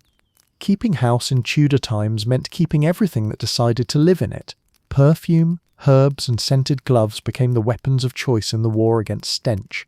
Wealthy men and women dabbed themselves with rosewater, ambergris, or musk, while poorer folk relied on sprigs of herbs pinned to their clothes. Pomanders, Small metal balls filled with spices and perfumes were carried in pockets or worn around the neck, both for fragrance and as protection against disease. If it smelled bad, the Tudors reasoned, it must be dangerous. If it smelled strong, it must be safe. Hence, Tudor streets were filled with people reeking of desperation and cloves. Mouth hygiene was no better. Toothbrushes didn't exist, though people cleaned their teeth using rags dipped in salt, soot, or crushed mint leaves. It was more an exercise in optimism than actual dentistry. Sweetened wines, sugared fruits, and honeyed pastries didn't help matters. By middle age, most mouths resembled archaeological sites, gaps, decay, and all. Yet gleaming white teeth weren't necessarily admired. They were associated with youth and vanity. A mouth full of blackened stumps could, perversely, suggest you were rich enough to afford sugar. Hair care followed similar logic. Washing it was rare, especially in winter, when wet hair could invite illness. So people dusted their scalps with powders made of flour, starch, or even crushed herbs to absorb oil and odour. Hair was styled, pinned, and covered rather than cleaned. Women wore coifs or hoods, men their caps, partly for fashion and partly to prevent lice from moving in publicly. Wigs weren't common yet, but hats were practically glued on, creating the 16th century equivalent of a washless hairstyle. The air itself didn't help matters. Smoke from constant fires coated everyone and everything in a fine layer of soot. Even if you did bathe, you'd be back to a respectable level of grime within the hour. Clothes, furniture, hair, everything smelled faintly of burnt wood and tallow. Some tried to fight back with potpourri or scented rushes, scattering dried herbs across floors to sweeten the air. These rush-strewers became a minor profession in grand houses, changing the herbs a few times a year, right around when they stopped smelling floral and started smelling fermented. And of course there was the issue of hands. Hands were used for everything: eating, working, cooking, cleaning, and rarely washed thoroughly. While washing before meals was a polite ritual, soap wasn't always involved. A quick rinse in cold water was enough to fulfill the social requirement, if not the hygienic one. After eating, people wiped their fingers on napkins, tablecloths, or clothing, and called it progress. The Tudors didn't know about germs, but if they had, they probably would have called them tiny spirits and prayed at them. The irony is that despite their filth, Tudors cared deeply about appearing clean. Dirt was associated with poverty, not sin. The rich used perfume to signal refinement. The poor relied on hard labour and the occasional rainstorm. To smell good was to seem good, a sign of moral order in a messy world. And yet somehow they survived. Their immune systems were forged in soot and sweat, their tolerance for odour unmatched. Cleanliness might have been wishful thinking, but it was wishful thinking with style. Lace collars, scented gloves, and a straight face while standing 2 feet from someone who smelled like a fireplace full of sheep. So yes, if you washed twice a year, people assumed you were French. But in a land of smoke, sweat, and stubborn pride, the Tudors managed to make filth look fashionable. They didn't need modern hygiene. They had herbs, hope, and just enough denial to get by. Clothing was made from wool and linen, with sumptuary laws strictly dictating who could wear what. Clothes said everything about your class, mostly, I'm itchy but important. In Tudor England, fashion wasn't just a matter of taste. It was a declaration of rank, wealth, and political survival. Every ruffle, ribbon, and layer of fabric was a visible contract with society. Dress beneath your station, and you'd look ridiculous. Dress above it, and you might get fined or beheaded depending on who noticed. Let's start with the materials. Wool was the fabric of England, the foundation of the Tudor economy, and the backbone of every wardrobe. From the roughest homespun to the finest broadcloth, wool dressed kings and shepherds alike. For the poor, it came in thick, scratchy weaves, perfect for keeping out the cold and trapping every possible smell. For the rich, it was finer, smoother, dyed in deep jewel tones that screamed money even louder than the trumpets at court. Then came linen, used for undergarments, shirts and smocks. It was cleaner, lighter and closer to the skin, which was both a blessing and a curse when laundry day came once a month on years that ended in 5. The wealthy layered fabrics like geological strata. Under it all went the linen shirt or chemise, then padded garments for shape, then the outer layers of velvet, silk or brocade. The result, the classic Tudor silhouette, broad shoulders, tiny waist, and a posture that said, I cannot bend, and I refuse to try. Men strutted in doublets and hose, Women glided in gowns that could double as siege engines. For the poor, simplicity reigned, a kirtle or tunic, maybe a woolen cloak if you were lucky, and the constant prayer that it didn't rain. But fabric wasn't just fashion, it was law. The Tudor government, terrified that England might collapse if peasants started looking too fancy, passed sumptuary laws dictating who could wear what. These laws detailed every material and colour according to social rank. Only nobles could wear purple silk, the colour of royalty. Velvet and satin were restricted to the upper classes. Gold embroidery reserved for the elite. If you were a commoner caught strutting around in silk, you could be fined, humiliated, or worse. The Tudors believed the social order could unravel one hem at a time. Colour mattered as much as texture. Rich dyes were expensive, so bright clothing announced wealth as effectively as a title. The poor dressed in browns, greys and greens, nature's camouflage. The rich preferred scarlet, indigo and deep black. Black dye in particular was so costly to produce, requiring multiple dips in exotic dye baths, that it became a symbol of ultimate sophistication. That's why portraits of Henry VIII show him dressed in ominous black velvet, trimmed with gold. He was essentially saying, "I am so powerful I can afford to look like midnight." The female wardrobe was a triumph of endurance over comfort. Gowns were heavy, layered, and stiffened with whalebone or buckram. Beneath them lurked farthingales, hooped skirts that made sitting a negotiation with physics. The bodice was laced tight, forcing a straight back and shallow breathing, ensuring that fainting remained a fashionable pastime. Collars rose high and stiff, framing faces like halos, and making head turns an Olympic event. For elite women, dressing wasn't a morning routine, it was a team sport. Maids, dresses and laces were required just to assemble the daily armour of silk, velvet and constraint. Men's fashion was no less absurd. The Tudor male silhouette favoured bulk and bravado, padded shoulders, puffed sleeves, codpieces, so exaggerated they required their own moral justification. The codpiece, a fabric flap padded and decorated at the front of the hose, was less about protection and more about declaration. It said, "I am fertile, powerful and can barely walk." Meanwhile, hose-early tights were carefully stitched to emphasise muscular legs, while doublets were tailored to suggest strength, or at least good tailoring. Even the humblest man wanted to look like he could joust, even if he could barely afford lunch. Accessories completed the picture. Hats were mandatory in Tudor society. Appearing bareheaded was practically indecent. The style and material of your hat instantly revealed your class, from the felt caps of apprentices to the jewelled bonnets of courtiers.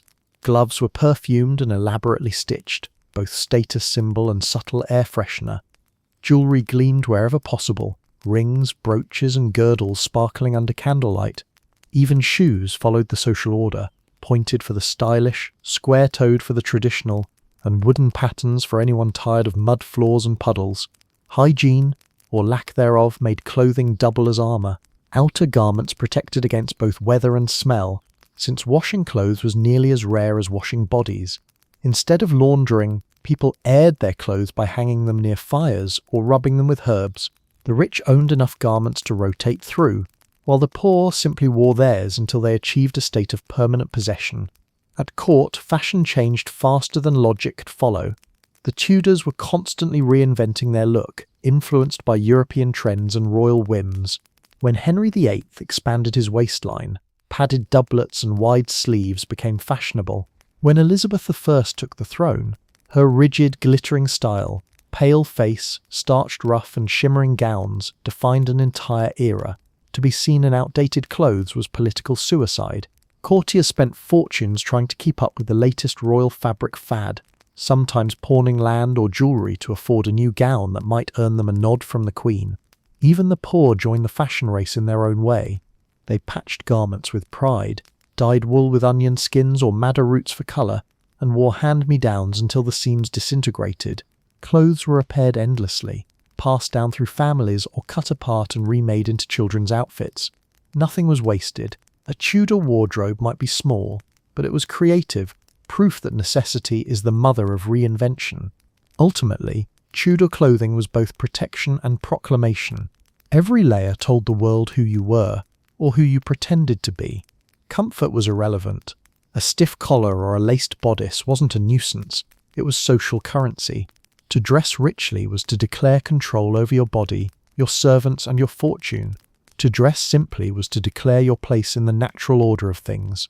So yes, Tudor fashion was itchy, heavy, and often absurd, but in those folds of woolen velvet, the entire social hierarchy was stitched, thread by thread, sleeve by sleeve. The Tudors didn't just wear their class, they performed it. And if it left them hot, breathless, and sore by sundown, well, suffering for style is one Tudor tradition we still understand perfectly. Families were large, child mortality was high, and children were expected to act like miniature adults. Childhood lasted until you could walk. After that, it was taxes. In Tudor England, family life was not a gentle domestic scene of lullabies and bedtime stories. It was a survival enterprise, complete with moral instruction, early labour, and a lot of prayers that your offspring wouldn't catch the plague before their 5th birthday. Let's start with the basics. Children were everywhere, and most families had many of them. Not because Tudor parents were especially sentimental, but because they were pragmatic. Children were the workforce of the future, and the workforce of the present, if they could hold a broom. Large families meant more hands to help in the fields, shops, and homes. But there was a catch. Not all those children would survive. Infant mortality rates were staggering. Up to half of all children died before the age of 5. Disease, malnutrition, and accidents were constant threats. Parents loved their children, yes, but that love existed alongside an unspoken acceptance of loss. A child's first miracle wasn't baptism, it was survival. From the moment a Tudor baby arrived, it was swaddled tightly in linen strips, bound so firmly that it looked more like a loaf than a human. This practice, believed to promote straight limbs and calm tempers, conveniently kept babies from crawling into fireplaces or eating rushes off the floor. Mothers, if they survived childbirth, and many didn't, were expected to return to work quickly. Wealthier women might hand their infants to wet nurses, while poorer mothers took their babies to the fields or workshops, strapping them into makeshift carriers while they laboured. Education began early, and was less about self-discovery and more about discipline. The Tudors viewed children as small adults in urgent need of moral shaping. Play was tolerated, but only if it built character or muscles.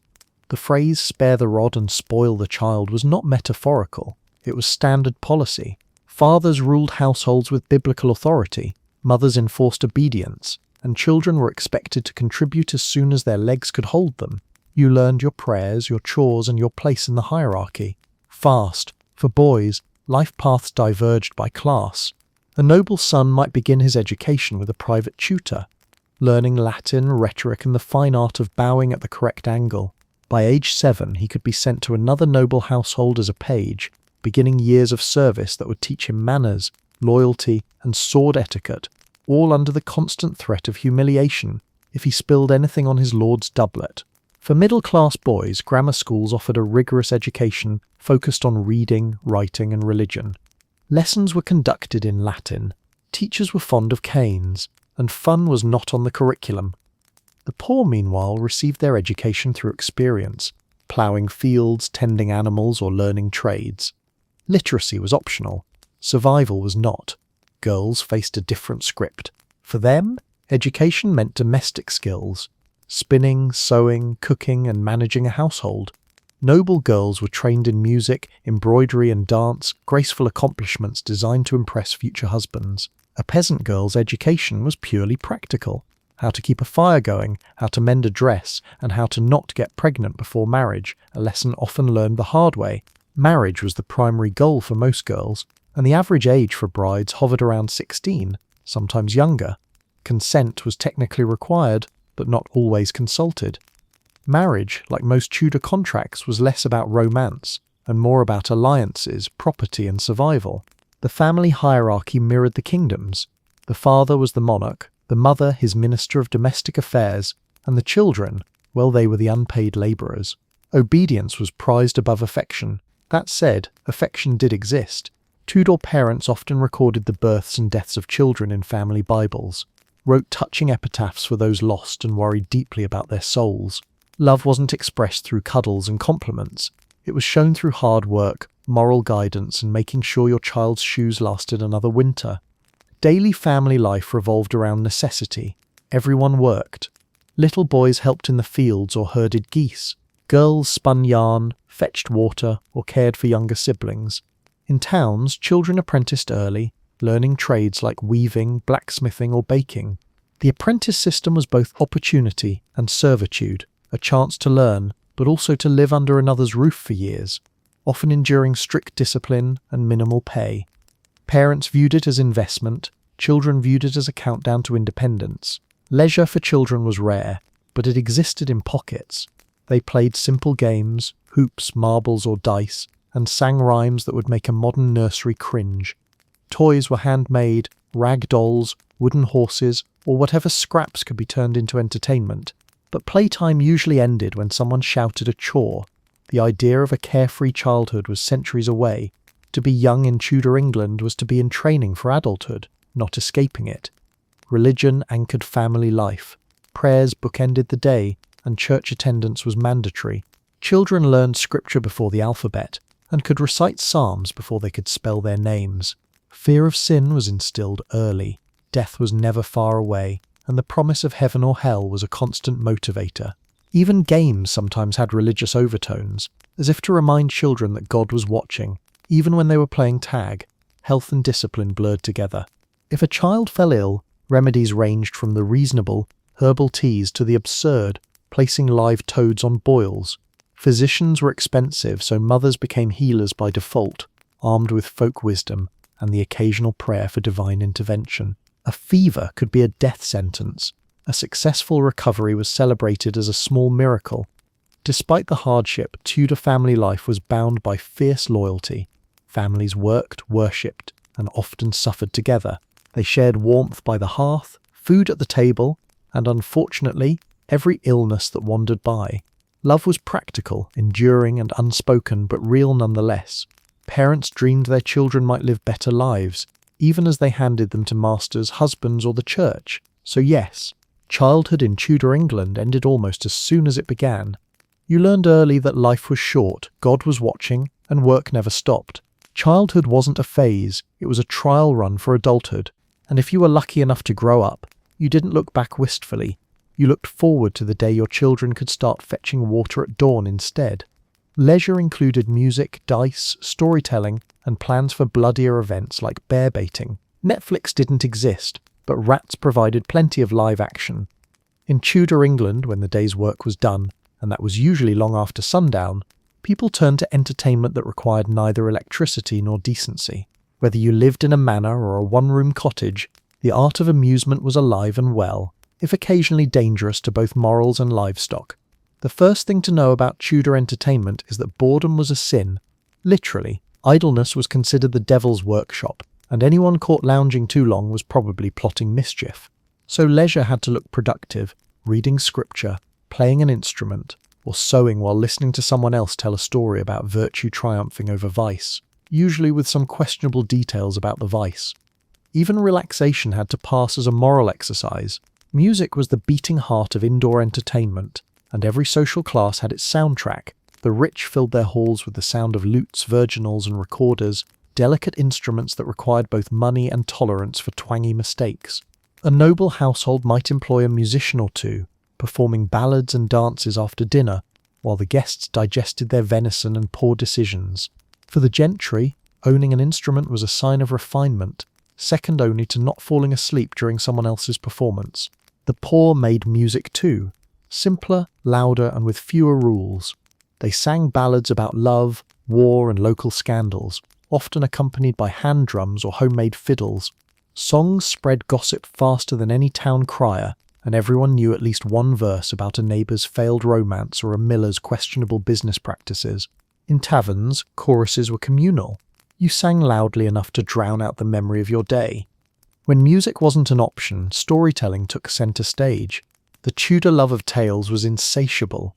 By firelight, families gathered to hear stories, some biblical, others bawdy, many equal parts both. Travelling storytellers called tale-tellers wandered from village to village, trading their voices for food or coin. They spun epic romances, ghost stories, or comic fables about foolish priests and clever peasants. For those who could read, books were becoming more common thanks to the printing press, but oral tradition still reigned supreme. A good story could earn applause, laughter, or in less sober settings, thrown bread. Games filled the quieter evenings. Dice and cards were wildly popular, too popular according to church authorities, who frequently condemned gambling as a gateway to ruin and eternal damnation, which naturally made it even more popular. Nobles gambled over dinner, peasants gambled over beer. Common games included hazard, an early form of craps, shove-groat, a predecessor to shuffleboard, and tables, the ancestor of backgammon.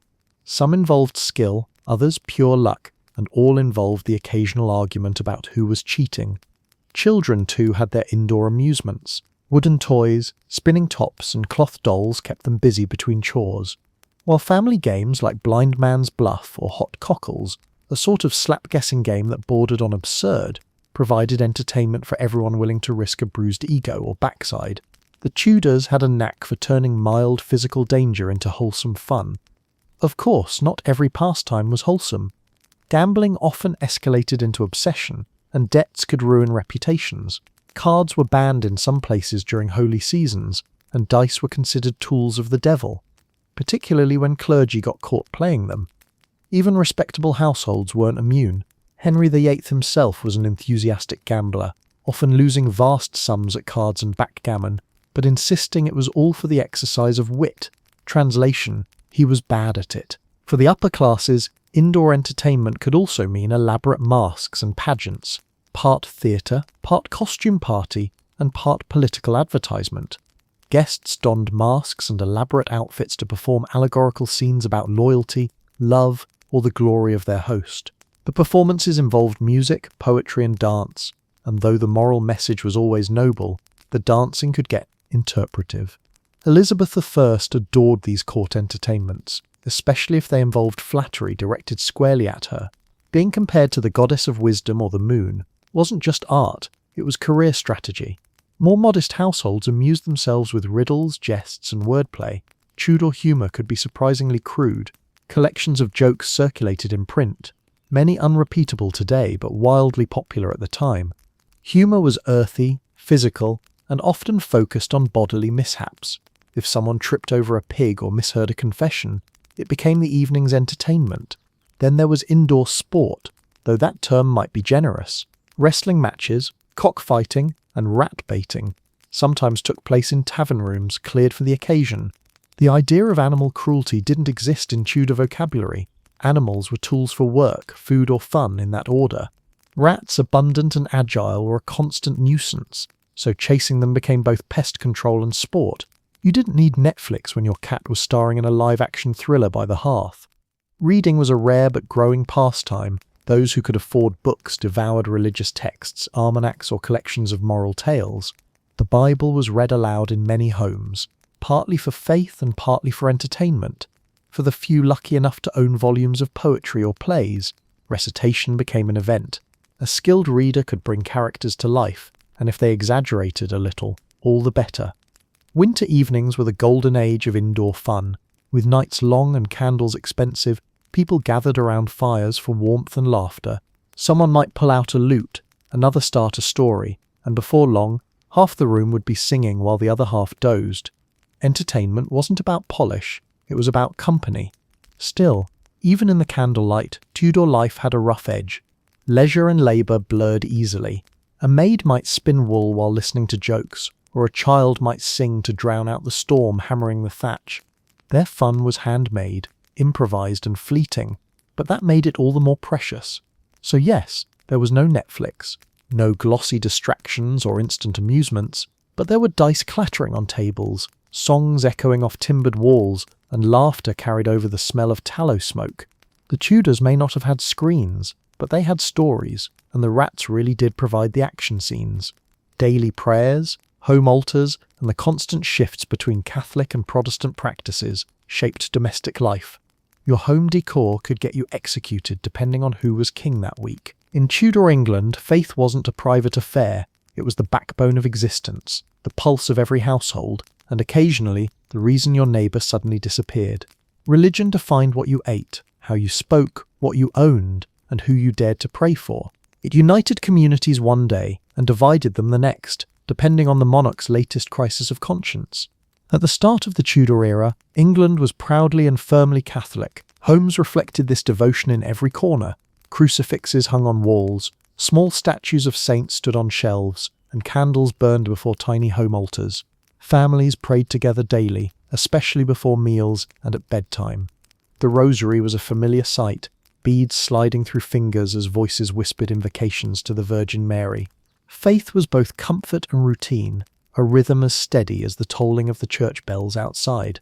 But then came Henry VIII, and with him the spiritual equivalent of an earthquake. One royal divorce later, the country's religious identity shattered into 1,000 trembling pieces.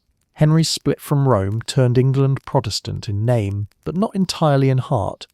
Suddenly, old traditions once sacred became suspicious. Praying to saints? Treasonous. Owning an image of the Virgin Mary? Potentially fatal.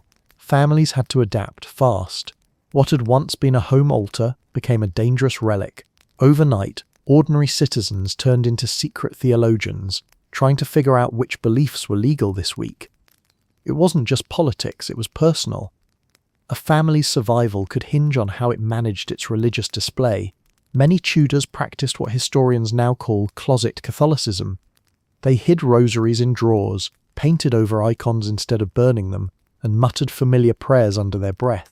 Others embraced reform eagerly, hanging English-language Bibles on the wall and praising the monarch's spiritual enlightenment loud enough for the neighbours to hear. Caution was the greatest virtue. After all, what you said at supper could reach the wrong ears before breakfast. Under Edward VI, Henry's Protestant son, things took a sharper turn. Latin vanished from prayer books, and the once vibrant trappings of worship, candles, altars, incense, was stripped from churches and homes alike. The ideal household became a model of simplicity. No relics, no images, just an English Bible and a well-worn stool for prayer. The family patriarch led daily devotions, reading aloud from the scriptures as everyone else listened in solemn silence. Protestantism was pious, stern, and word-heavy. If you couldn't read, you learned to listen very quickly. But then Edward died, and Mary I, devoutly Catholic and fiercely determined, took the throne. England flipped again, and so did the decor. Statues re-emerged from attics, crucifixes were rehung, and candles blazed once more before makeshift home altars. Households that had publicly embraced Protestant simplicity suddenly rediscovered their love of Latin prayers. Priests returned, Mass was restored, and the rosary came back into fashion. For a few years it almost felt like old times, until of course the burnings began. Mary's persecution of Protestants sent a clear message. Faith wasn't just belief, it was politics with eternal consequences. Then came Elizabeth I, the daughter of Protestant Anne Boleyn, who steered the kingdom back toward Protestantism, but a cautiously moderate version. Once again, households adjusted. The new Book of Common Prayer became the domestic Bible, and morning and evening prayers returned to English. Gone were the days of loud devotion. Religion under Elizabeth was dignified, orderly, and most importantly, discreet. Families learned to look Protestant even if their hearts whispered otherwise. Attendance at Sunday services was mandatory, and failing to show up earned fines or worse, suspicion. In this whiplash-inducing environment, religion shaped not just how people prayed, but how they lived. Morning and evening prayers were the household's clock marking the start and end of each day. Mealtime blessings were expected, and Sundays were strictly for rest and worship, unless of course the harvest couldn't wait. The Bible became both spiritual guide and family textbook. Children memorized verses before they could write their names, and parents quoted scripture to settle arguments. Honor thy father and thy mother worked wonders in disputes about chores. But faith wasn't just spoken, it was seen. The objects in your house told your story. A crucifix could damn you one decade and save you the next. Owning a banned book could end in ruin, while displaying a royal-approved Bible could earn favour. Skilled artisans made secret devotional items, folding crosses that could be hidden in sleeves, prayer books disguised as secular texts. Meanwhile, officials occasionally raided homes looking for forbidden symbols, and informers made tidy profits turning in their neighbours. A good Tudor learned quickly that piety and paranoia went hand in hand. Despite the fear, faith offered stability in uncertain times. Every birth, marriage and death was marked by religious ceremony. Families prayed for safe childbirth, for healthy crops, for forgiveness, and for protection from plague. When illness struck, priests were called, or later ministers, to offer prayers and, if possible, last rites. Even the act of dying was a religious event, scripted and sanctified. Salvation was a family project. Your soul didn't belong just to you. It reflected on everyone under your roof. Holidays brought joy and conflict in equal measure. Feasts like Christmas and Easter survived the religious upheaval, though the ways they were celebrated changed. Under Protestants, saints' days faded into memory. Under Catholics, they roared back. Ordinary people caught in the middle learned to celebrate cautiously, sing carols quietly one year, loudly the next. For all its dangers, religion gave meaning to Tudor domestic life. It provided moral order, daily rhythm, and a sense of belonging in a world that constantly shifted underfoot. Whether a family knelt before a crucifix or read from an English Bible, their faith shaped their hopes, their fears, and even their furniture. And yes, it could get you executed if you guessed wrong about the monarch's mood. But to the Tudors, faith wasn't optional, it was identity. You might change your prayer book, your candle arrangement, and your public tone, but belief ran deeper than decree. In a world without certainty, God, however defined that week, remained the one constant. So your home decor could indeed get you killed, but it could also save your soul. The Tudors walked that line daily, crossing themselves or clasping their hands depending on who was watching. It wasn't hypocrisy, it was survival by faith, furniture and sheer political agility. Kitchen gardens, chickens indoors, and manure heaps were part of everyday domestic landscapes. You shared your house with animals, not pets, just unpaid roommates. The Tudor household wasn't neatly divided between indoors and outdoors like ours. It was more of a living ecosystem that didn't always know which side of the door it belonged on. In Tudor England, your home didn't end at the walls. It spilled into the yard, the sty, and the field beyond. And everything that mooed, clucked, or bleated in that space was both vital and occasionally in the way. Let's start with the kitchen garden, the true heart of Tudor domestic survival. Every home, from peasant cottage to manor estate, cultivated some form of garden. For the poor, it was a necessity. For the rich, a point of pride. These weren't decorative plots filled with tulips and roses, though wealthy ladies might have a small section for pleasure flowers. They were practical, overflowing with edible and medicinal plants. The closer your garden was to the kitchen door, the better. Tudor gardens were beautifully chaotic. Cabbages grew alongside leeks, onions, beans, and peas. Herbs like thyme, sage, and rosemary doubled as seasoning and medicine. Parsley, mint, and fennel added both flavour and the illusion that one's meat was fresh. Garlic and onions were essential. They masked the scent of slightly questionable fish and frightened off evil spirits and possibly dinner guests. Many gardens even had a small patch for medicinal herbs, comfrey for wounds, marigold for fevers, and wormwood for those who had made poor culinary choices. Everything was reused. Ashes from the hearth went into the soil as fertilizer. Manure from animals was gold, literally traded or stolen for its enriching powers. Compost heaps steamed away in corners, adding both nutrients and aroma to the landscape. The Tudor garden was alive in every sense, buzzing with bees, crawling with worms, and watched over by cats that were supposedly there to catch mice, but often just napped in the sun. Speaking of animals, welcome to the Tudor livestock situation, also known as the real reason your house smelled like that. For the poor, animals weren't a luxury.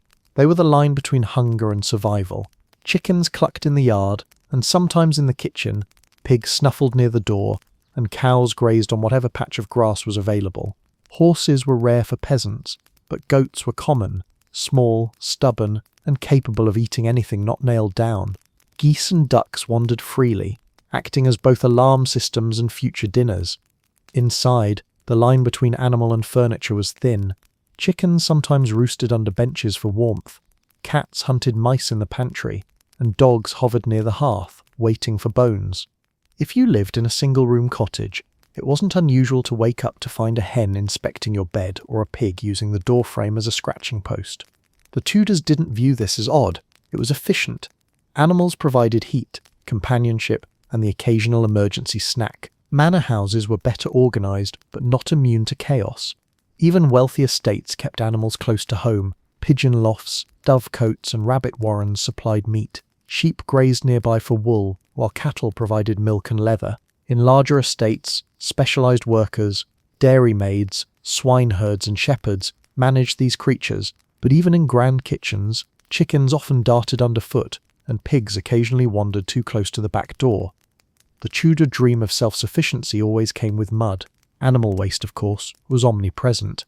Manure was stored in great steaming heaps that seasoned both the soil and the air. City dwellers weren't spared either. Livestock were kept in backyards, alleys, and sometimes basements. It wasn't unusual for Londoners to share their dwellings with pigs or goats. City ordinances attempted to regulate it unsuccessfully. A 16th century complaint described London's back lanes as a stinking dunghill, which in Tudor terms meant functioning normally. The garden also reflected seasonal life. Spring was for planting and hope, summer for weeding and worrying, autumn for harvest and backache. Winter was for staring at the frozen patch of mud and wondering if last year's onions would stretch another month. Tools were basic: spades, hoes, and human hands, and labour was constant. Weeding wasn't a weekend chore, it was survival. And pests were relentless.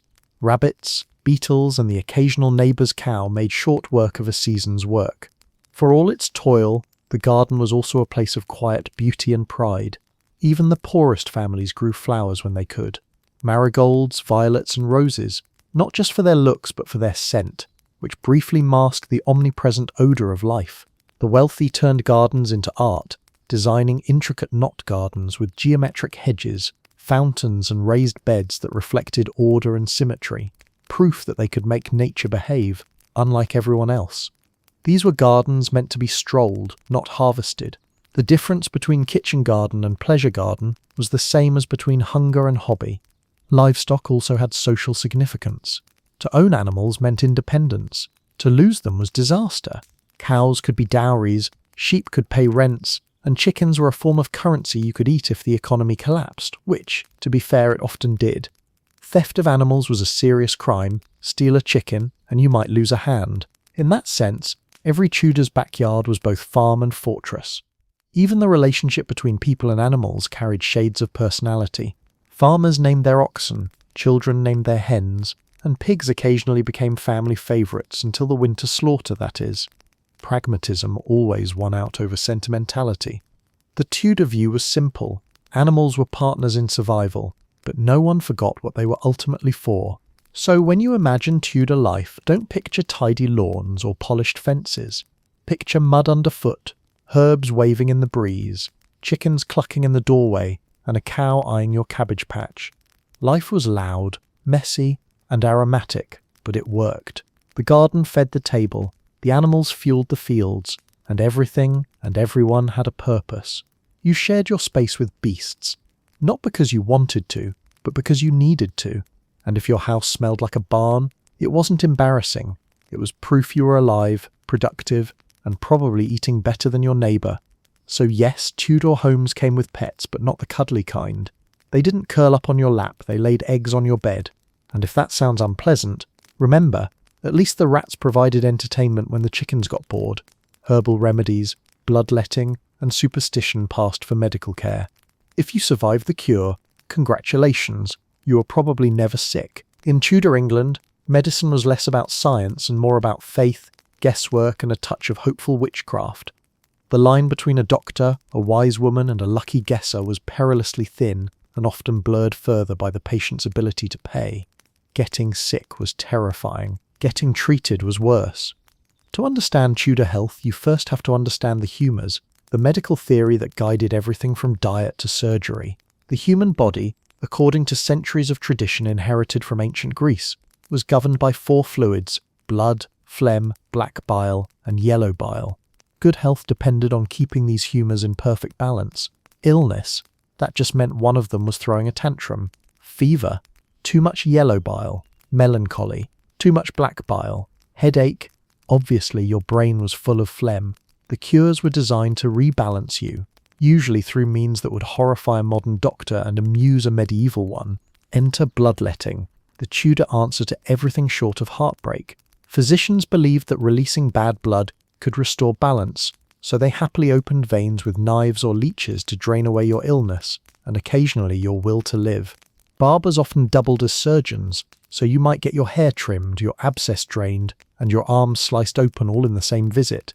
The red and white striped barber's pole we still see today is a cheery memorial to that multitasking nightmare. Most people, of course, couldn't afford physicians at all. The poor relied on folk healers and herbalists, usually older women with a working knowledge of plants, poultices, and prayer. These wise women were the community's real doctors, though their reputation depended heavily on results. Cure someone, and you were respected. Fail, and you were a witch.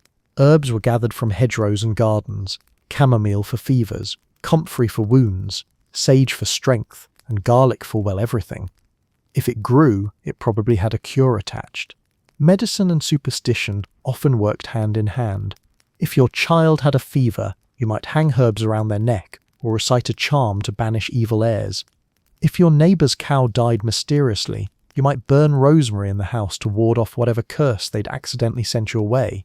The Tudors didn't separate physical and spiritual health. They believed both were linked. Sin could make you sick, so repentance was as essential as rest. A doctor could prescribe a purge, but a priest could prescribe forgiveness. The wise person did both, for pain relief. The options were creative.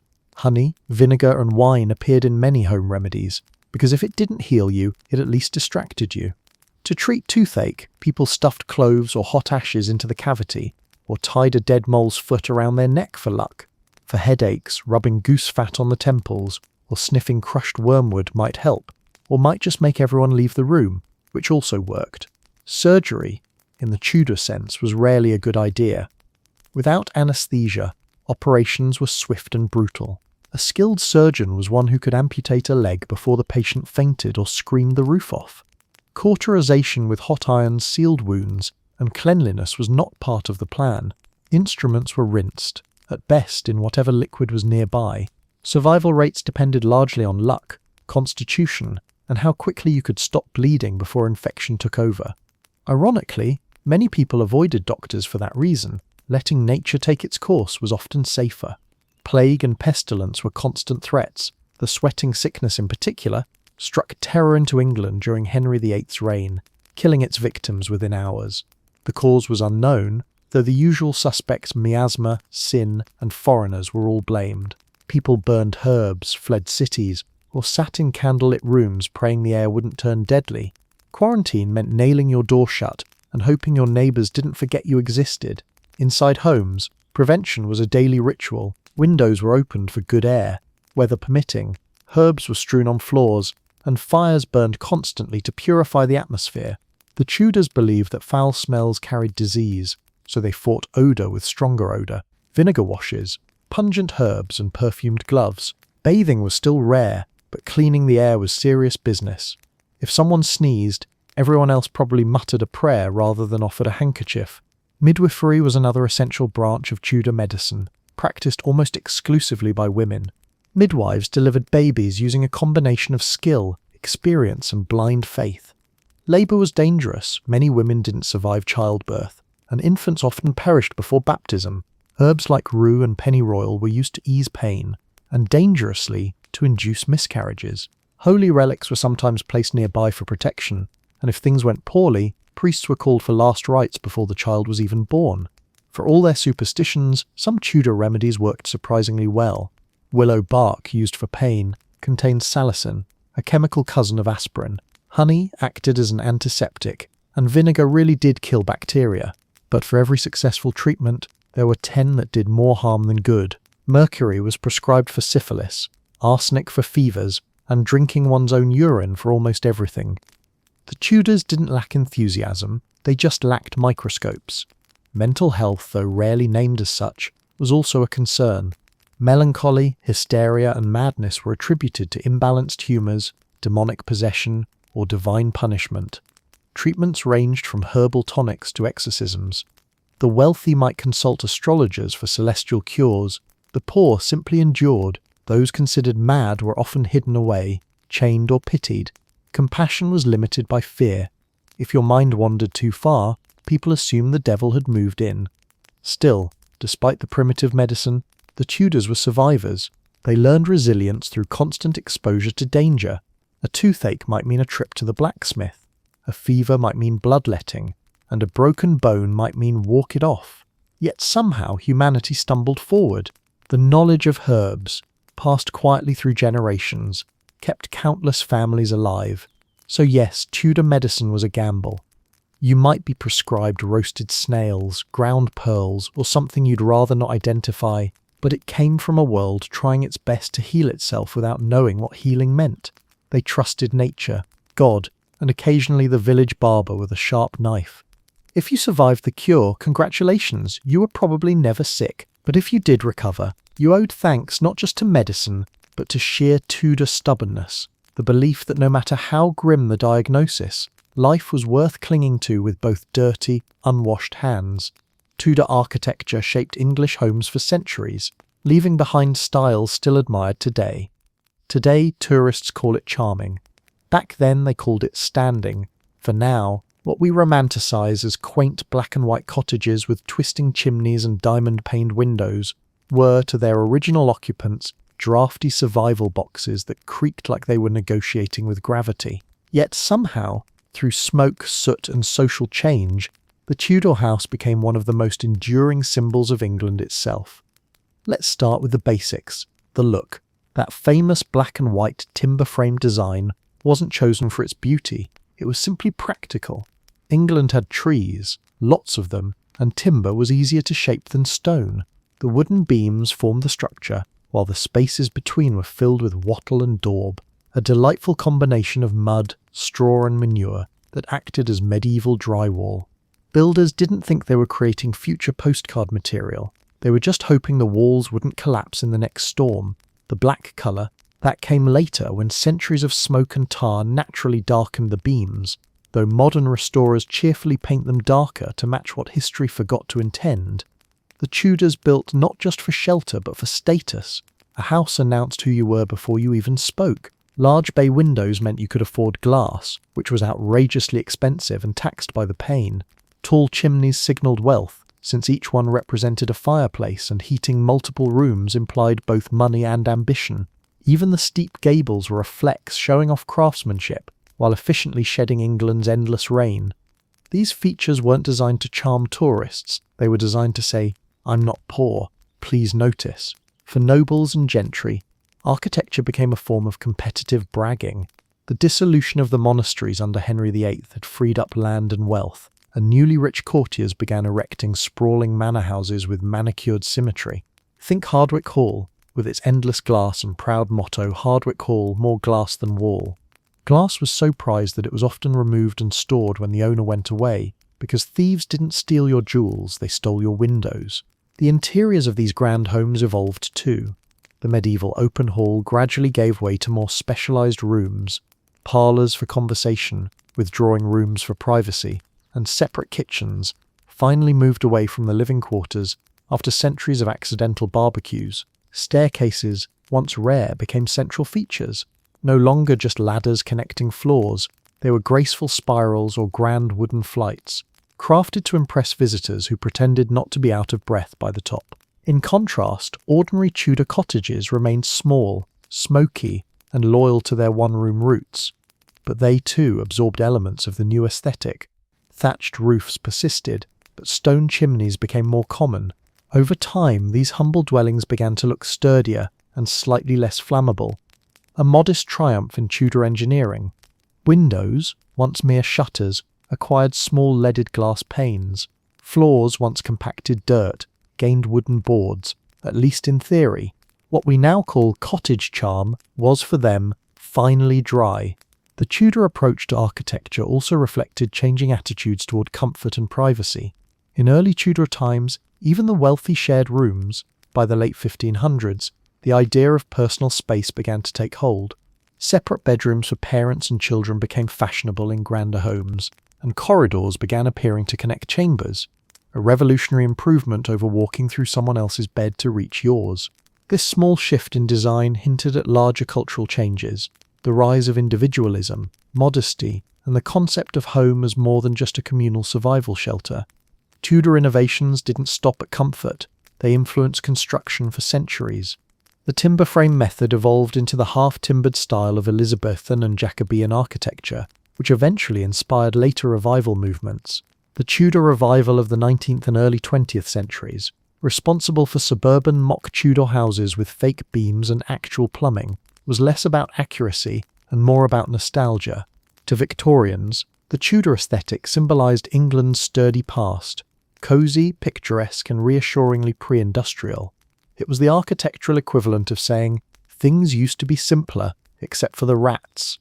Ironically, the features that once signified wealth became accessible to the masses. The pointed gables, small paned windows, and exposed beams of modern Tudor homes are distant cousins of their smoky, manure-lined ancestors. Today, homeowners pay extra for authentic crooked beams that 16th century builders would have replaced in horror. What was once structural compromise is now rustic elegance. If a Tudor carpenter could time travel, he'd probably charge double just for the laugh.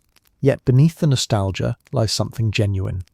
The Tudor house represents a turning point in domestic life, a transition between the medieval fortress and the modern home. It blended practicality with personality, craftsmanship with comfort.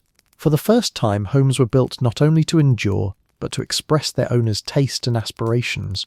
Walls became canvases for carved wood, painted plaster, and colourful tapestries. Even modest homes took pride in their construction, often passed down for generations. Sometimes because the family couldn't afford to move, but still, tradition counts. Tudor architecture also left a linguistic legacy. The word cottage dates from this era. Chimney corner became synonymous with warmth and domestic bliss. Even our idea of hearth and home owes much to the Tudor habit of gathering around a central fire while the wind howled through the cracks. And somehow, miraculously, many of these houses are still standing. Their crooked frames and sagging roofs have survived centuries of weather, neglect and modernization. They lean, they creak, and they defy logic, but they endure.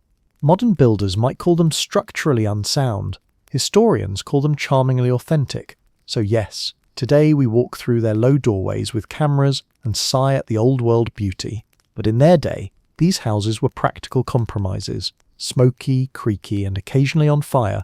They were the beating heart of Tudor life, proof that even in an age of plague, politics and plumbing disasters, people still dreamed of home. The legacy of the Tudor house is not perfection, it's endurance. It reminds us that beauty can rise from necessity, and that the past, no matter how muddy, still shapes the walls we live within today. Suggestion for next script: explore why you wouldn't survive a day as a Tudor servant. A deeper dive into the lives of those who kept these houses running, the cooks, scullions and maids who endured smoke, scolding and 17-hour workdays so their masters could dine, shine and sleep in relative comfort.